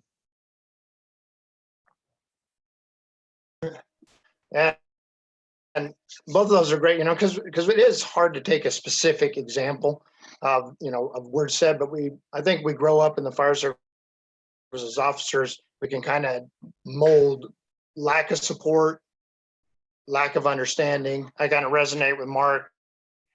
I was in the office one day and the chief was telling me that I didn't understand something because a firefighter's view is this, a company officer's view is this, but a chief's officer's view is this. And I immediately responded, you mean this is like a predator and you're like a chicken? And that didn't go over well. But the issue is I felt unsupported, and I felt condescended upon, that as I was explaining something, that just because I was a lieutenant, that I couldn't possibly understand the bigger issue. And so, yeah, I think you guys nailed both of those as far as not wanting to, lack of understanding, being diminished, I think is what I got from Mark. And then the unsupported. I think another one, a friend of mine also talked about, he went, talked to his chief because he realized there was a problem. And the chief said to him, I don't trust that you have the department or my best interest at heart. And he was like devastated. I mean, because that's not only a lack you can understand, but it's also you can't be trusted. I don't support you, and so that guy definitely did some soul searching, and I was he's not at my department, but I really saw that he took that to heart, and that was definitely a challenge for him to go through. Funny you mentioned that, okay, that so mindset of that chief, we just did that Unlock Your Culture conference. We had Chief Doan from Boise, and he described to me like the opposite. So he's like, for me as a fire chief, he's like, I felt like as a firefighter, like he described it as standing next to the window, right? And just looking out the window and seeing everything that's going on, right? And it's like, then he gets promoted to lieutenant and he takes a step back and there's a firefighter in front of him. He's like, you can kind of see around him. And then he gets promoted again, and then again, and then again, and then again. So he's like all the way in the back, like, what's going on out there? And he said, you have to realize and have that perspective and know that, don't forget to ask the people in the front, what the hell's going on? Like, don't sit back and be like, what? No, that's what I could see it from here. Yeah, I'm good. And we were talking specifically about a project, and I was asking him about, I got to pitch this to the chief about this project. I was wanting his perspective on it. And he gave me a lot of really good advice. And he's like, Jared, just remember, like, you're talking this now and you're pitching this to your chiefs and all this kind of stuff. He's like, just remember 10, 15 years from now, he's like, you're going to have an emotional attachment to these projects. When somebody else comes up to you and talks about hose and nozzles or whatever, just remember that your idea was once the best too. And one day it won't be. And you need to be able to learn that and be mature enough to know that one day your great idea is not going to be so great, and it's normal, and that's growth and everything else like that. So I think Dennis is I think the guy's a freaking unicorn, but it's just like that mindset is out there. And I wish we had more like that, because what you described and what, his mindset is just completely opposite, And that is true. We do, the longer you spend, especially when you're in one department, your fingers have touched everything, you're imprinted on that. And when somebody comes along and says, hey, we're going to change this, let's say it's you do get initially like, what are you talking about? It's got to be wrong because it's change, and so anyway, so what we're going to do, and if you guys are up for this, I'm going to ask the final question, and then we're going to kind of go back and I'll unmute the people that have lasted this long through the process. And plus, I don't even know what's happening on Facebook Live. I'm sure there's viewers and on YouTube Live also. So, and then we'll just, for those people that would just feel more comfortable asking the question direct, I'll just unmute those people, and then we'll ask those questions direct. Yeah, that'd be great. If you guys are up for that. Yeah, So totally. the final question that I have, is the traps. What advice would you give a newly promoted officer? These are the traps that you need to avoid in your first, 12 months on the job, and long term, even maybe. As an company officer, you're further down the road, you're looking back and you're trying to give advice. Guys, avoid these traps. What are those? Let's go ahead with you, Mark. So first and foremost is that, you're on probation again, right? This is a new job. You've never done this before. You're not going to be great at it. So put yourself back in that probation mindset, right? They gave this to me. And although the fire service, I think, does a poor job of using demotion as a tool to get the right people in the right places, right? You can easily go back to driver or firefighter, whatever you were before you made officer. So you haven't made anything, right? You're not exempt from all the things you did to get there. So, come in with some humility, learn every day, and don't forget the things that you did that got you to that point. And then the other point I would make, and I'm not real good at this, I would like to say that I kind of walk the line, but it's more like a drunken stagger between, remembering where you came from and being the officer with the crews, right? And like I think most, younger officers struggle with this because, you still want to be cool, you still want to be relevant, you want to have that rapport with your guys, and it's very important to operate in well. But at the same time, you are that officer, right? And I'm real bad about sending memes that I probably shouldn't send and saying things I shouldn't say, right? But I look at it this way: people are going to know if you're not being genuine, right? So if that's who you are with your personality, that's who you are. But you got to find a way to tame it at the right time so that the people that work with you understand, when you have to put those bugles on and when they have to come off, right? And it's kind of like, I think Jared said this at our last comments, right? But there's no rank in the kitchen, all right? So everybody's exempt. But guess what? You're still the officer, so you could take it too far, right? And I'm telling you, I'm horrible at that myself. So I'm not trying to sit here and preach some things I can't do. But that's a big trap: is either going too far towards the, hey, I'm part of admin, I'm part of the officer cadre now, so blah blah blah blah blah, or probably what's considered worse as far as your future in the fire department goes is you never kind of grow out of that whole I'm one of the guys thing. So that's a real delicate balance. And I think there's no easy way to teach somebody how to walk it. You just got to find what works for you and your personality and your character. Those are all good. So I kind of had some of the bite. I wrote buddy to boss. So, because I think some people struggle with that. And it kind of goes along the lines with what Mark talked about. And look, I'm not one of those ones like the whole buddy to boss. Like it's weird to me. I struggle with that mantra because I think you can be somebody's buddy. I think you could be their friend, as their officer, their supervisor. And I tell people all the time, even some of my peers, like it's okay to be their friend. It's okay to be their buddy. It's okay to have beers with them. It's okay to be their buddy, but in the firehouse, you can still be their buddy, but be the boss first, right? I think that's important, and that's a hard line to walk. It's tough, and it's been tough. Just like Mark said, I've been at that galley table, like totally caught in the moment, walking out of the galley, like back to my going wherever I'm going. It's like, oh man, I probably shouldn't have just done all that, But it's tough. I'm a human being, and it's easy to get caught in the moment, right? So it's okay to be their buddy, but be the boss first.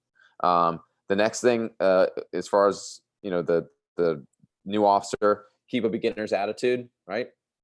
Just like Mark said, I felt that way when I was a newly promoted lieutenant. I felt like a new guy again. Like I felt like a probationary firefighter. It's like, man, what am I going to do? I'm going to make all kinds of mistakes. I hope I do well. Like, what are the guys going to think of me? Like, and it kept me on my toes. So keep a beginner's attitude and stay humble. Be yourself, right? I mentioned it before, right? They know who you were last week. If there's this radical change in your behavior, it's going to affect your credibility. All right. And then the last thing I would say is you're still a firefighter. All right. Depending on how your organization is, there's some out there that once you make lieutenant or captain, you're going into an office and you're off a fire truck. Those places are out there. Right. But from what I've seen, the majority of places you promote to lieutenant or captain, you're still riding a fire truck. So don't forget that. And I've heard out of a captain's mouth, well, I don't need to know that. That's what my guys ride the back of the truck for. What kind of a piss poor just mindset is that, right? So don't forget you're still a firefighter. Yes, you're a company officer by title, but you're still a firefighter, which means you still got to know how to swing the accents at the Halligan. You got to know how to do searches. You got to know how to stretch hose. You got to know how to do all the regular old firefighter stuff. And I'd even take it a step further. You got to know how to teach it to other people, right? You got to know how to be an instructor. So don't forget that. Don't let that brass get so just cloud your vision and think, well, they got it and I don't need to be good with this because they'll pick up the pieces. That's wrong, right? You're still a firefighter and don't ever forget that. Yeah, so I'll give you a quick story on Jared's thing about buddy to boss, right? So my driver for, I think, 3 years is my best friend, right? And everybody, well, you don't treat him the way you treat everybody else. I was like, you're right. I don't, because it's more like when your dad is your T-ball coach, right? He probably had it worse than anybody else. And nobody realized all the times that we went, shut the door to the office and had it out, right? And how many times I held him probably to a higher standard than I held everybody else. So it is absolutely possible to be somebody's buddy and their boss, but it takes respect on both sides of the aisle. And I equate it to this, right? People, you'll find out who your friends are, right? Because your real friends would never put you in that position to have to decide. They would never say, oh, I thought we were friends, right? If they are really genuinely your friends, they will understand that you are their boss. And at work, that relationship has to supersede the relationship you have off duty.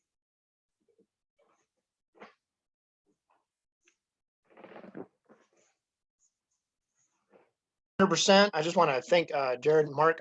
Thank you guys. I thought this was really good. We have I don't know how many people are on the live, but not on Zoom. They can't communicate to us through Facebook and YouTube. So I think we just have a few people on here. So I think I can tap them to unmute them, and we'll just go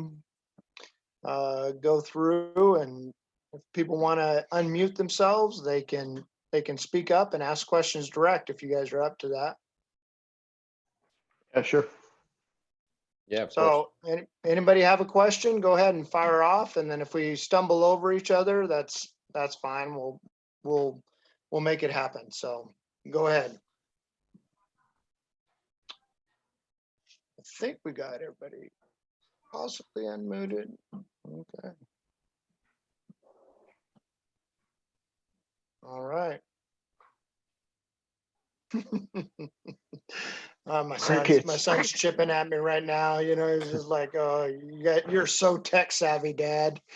And I was his T-ball coach, and so now he's a firefighter up here. So he knows. Yeah. Oh gosh, he knows. Yeah. So who has a question out there? Anybody? All right. Yeah, I'll break the ice. I'm just gonna say I give Brandon Edwards the MVP of this whole webcast because him and his dog chilling on the couch in the beginning was probably the sweetest thing I've seen in the past 2 weeks, bro. Man, look, they wouldn't leave me alone. I've been on the track. That was awesome. Yeah. I love Look, it. when I got off this morning, I had to go mow some lawns, and then I've been on the track all day. So. That's funny. I thought it was funny. The first time I looked down, it looked like all I saw was like two legs. It looked like somebody was straddling the camera. I was like, well, what is that? Then I saw the dog's face. I'm all like, he's getting a dance right in front of the camera. This isn't appropriate. I was happy to see a dog's face after that. So I mean, it could have That's been worse. awesome, man. Sorry, I had to call you out. It's not a fire webcast without something like that. uh, They don't know how to leave me well, alone hey, after I've been out working all day. yeah, so I just wanted to wrap it up without any other questions that I've heard. So I think everybody can get a hold of you through Facebook, right? Both of you guys are manage your Facebook accounts. Hey, And so there I was know I one real quick, and I wrote it down because it seemed I'm trying to find it. Mark, do you remember somebody asked about, was it Hannah? Is Hannah still on here? I think she had a call. Oh, Yeah, she had a she'll call. call. Okay. She was asking about the no, I'm screwed up. There's no bad teams, only bad leaders.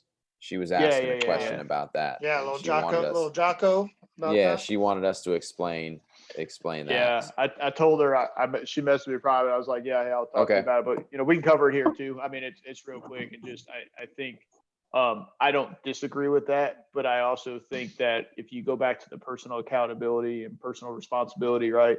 The team has a responsibility to learn and, and to follow, kind of like Jared hinted at, right?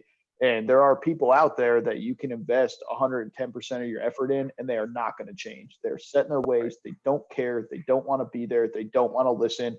And sadly, a lot of those personalities will actually get worse the more you invest in them, because now they're literally doing it out of spite, right? And sometimes it's a personality thing. Sometimes it's a chemistry thing. You can't just take 3 random people and throw them on a fire engine and expect that every time it's going to come out well. So I think, as supervisors and managers, and then, to get above just the company officer level to the chief level, like, we have to recognize that stuff. We have to recognize that maybe these are not bad people, but maybe together they don't work well, right? And kind of like that story I told with that other officer I worked in the same station with, right? Like, not a bad person, definitely not a bad firefighter. We just couldn't get along in the same house. When I transferred out and I would see him on runs, we got along just fine. I was his favorite person to talk to a lot of the time. And I don't know if it was he realized maybe I wasn't as big of a problem or threat as he thought I was, or we just couldn't occupy the same space. It was a territory thing. But I've had crews like that where it was a struggle and a constant struggle. And, everybody, the leadership dialogue suggests that you can go out there and set the example and say and do all these right things, and everybody's just going to conform. And that's not always the case. Some people probably shouldn't be on the roster, right? And we talked about this at our conference, right? That 10-80-10 thing, right? 10% are your high performers, 80% go either way, and the bottom 10% shouldn't even be here to begin with. So if you get a crew that consists of entirely that bottom 10%, the best leader in the world is not going to lead them out of that. Right. And I think sometimes what you see in fire departments too is, and the whole only bad leaders, but I tend to disagree with it, to be totally honest with you. I'm like halfway. It's because I think people feed off other people's enthusiasm, right? And like Mark said, the team has a responsibility here too, right? It goes back to the followership. Like there's tons of books out there on leadership, but there's not that many on just simple followership, right? It's like the team has a responsibility too. And I've seen personally, and again, that's just my opinion, but there's a lieutenant that has a really, really good reputation in our department. Great dude, solid, confident, knows people, has like all the attributes that we would want in an officer, that I would want to work for. He goes to this particular team, and what are we good at in a fire department? At least where I'm come from, we're very good about taking the people that we really don't want, and we cluster them, and we send them to that station, right? So they go there, and then in comes this lieutenant, who's a squared away cat. And he does everything he could to, pours his heart and soul into this crew. And this team does everything he could when he can with them while he's there, right? And some of them, they get better. They feed off his enthusiasm, right? And they do pretty good. And then, but there's still some knuckleheads there, right? And there's some of those 10%ers that just, this guy's just not going to get through to. That's just the reality, right? And then this person leaves, and I've heard, oh, well, I don't know what he did with them over there, but it must have been something that he didn't do.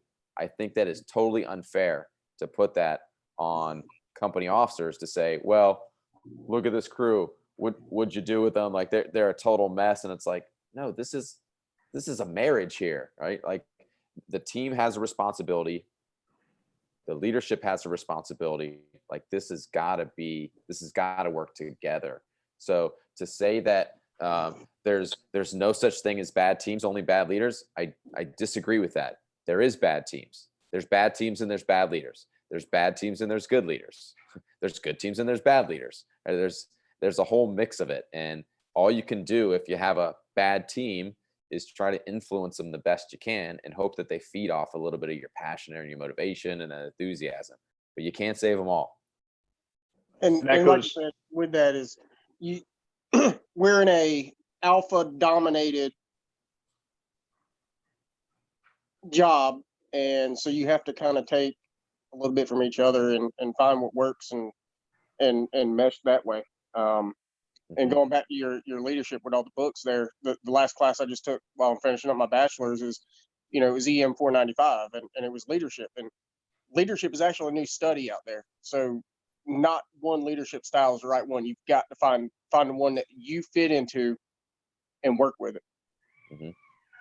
That kind of pairs too with the whole attitude reflects leadership, right? That's another one I don't really buy into, right? It's a cool line from a very good movie with a very good point, but I think attitude reflects the individual. If I have a piss poor attitude, then I have a piss poor attitude, and I could have the best company officer on earth, and it doesn't mean he's going to lift my spirits, right? So what I look for is, the true, and I hate this because you see it on Facebook all the time, especially when people type this stuff, and it makes people that are trying really hard to overcome bad situations feel like they're failing, right? So, but this is my measure. So if you start with a crew that, is by everybody's measure substandard, did your influence improve them, right? Maybe they didn't do any training when you got there, but now you left for a shift to go on vacation and hey, they trained for an hour and sent you a picture of it, right? They might have played PlayStation the rest of the day, but that's a victory, right? Without your influence, they wouldn't even valued it enough to go out there and do it. So that's how you measure these victories. So why I think all these little phrases are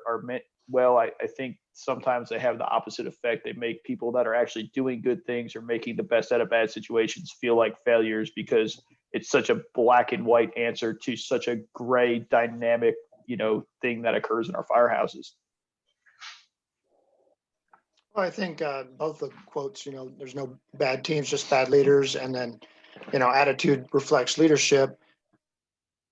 Sometimes we boil the stuff down and take it out of context. I mean, if you listen to the story behind bad teams and leaders, the team had the agency, they had the capability to perform well, but because of a bad leader, their abilities were stifled. Either their motivation was, or their attitudes, or their ability was stifled. And so the leader was there. They changed out the leaders, for the Jocko story. They changed out the leaders, but both teams had the capability. It wasn't a capability issue.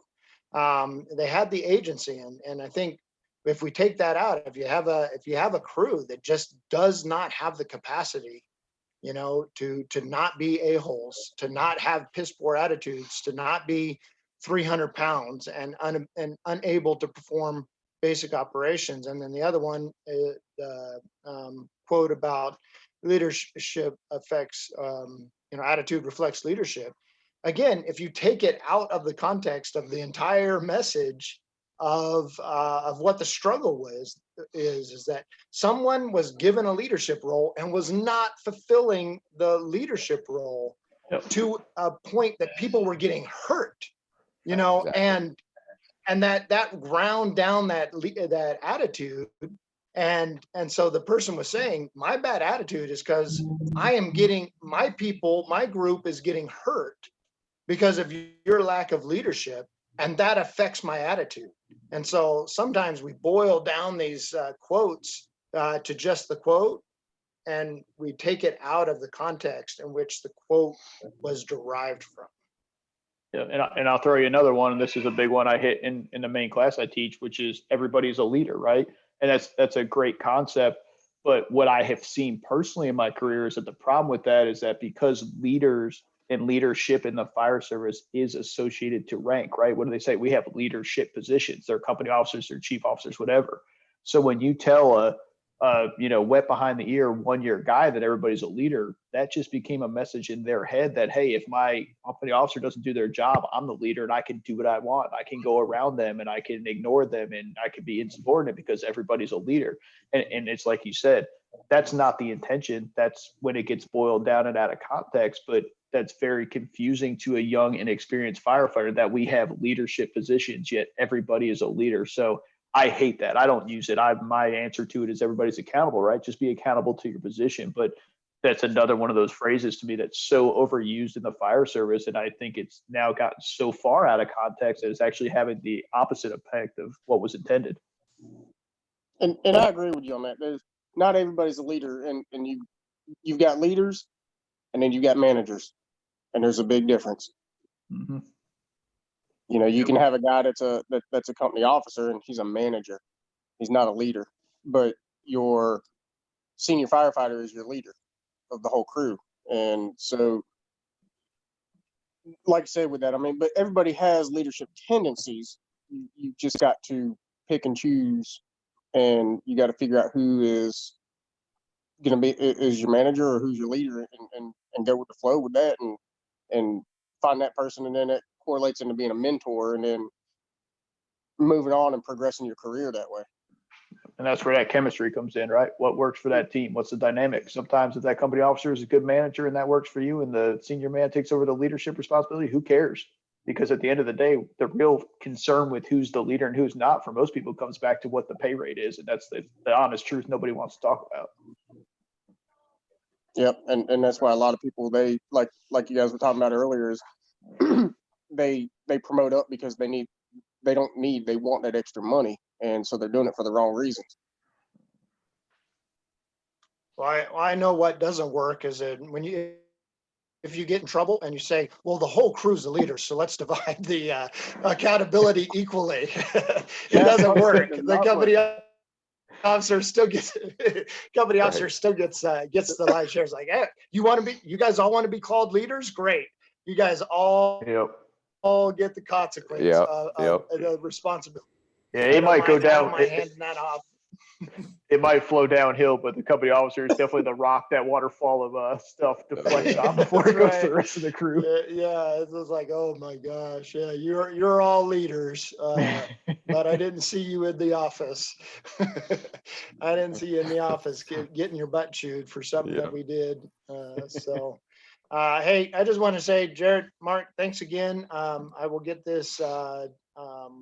Hopefully, I can strip the audio off and get it turned over into the podcast, and I'll put that out. I'll tag you guys continually on Facebook for the shares, and I might take out a couple of clips on there to use. I just want to thank you guys a bunch for coming out tonight, spending your time and just sharing it. And I'll have a lot more information on views and everything else as I get able to look at all the logistics of YouTube and Facebook and whatnot. So thank you so much. I hope you guys enjoyed the conversation. I hope it was a little bit different than what you've had in the past. And just want to thank you guys a lot for that, and I appreciate it.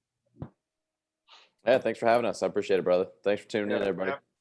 Thanks for the opportunity. Hopefully we can do it in person next time.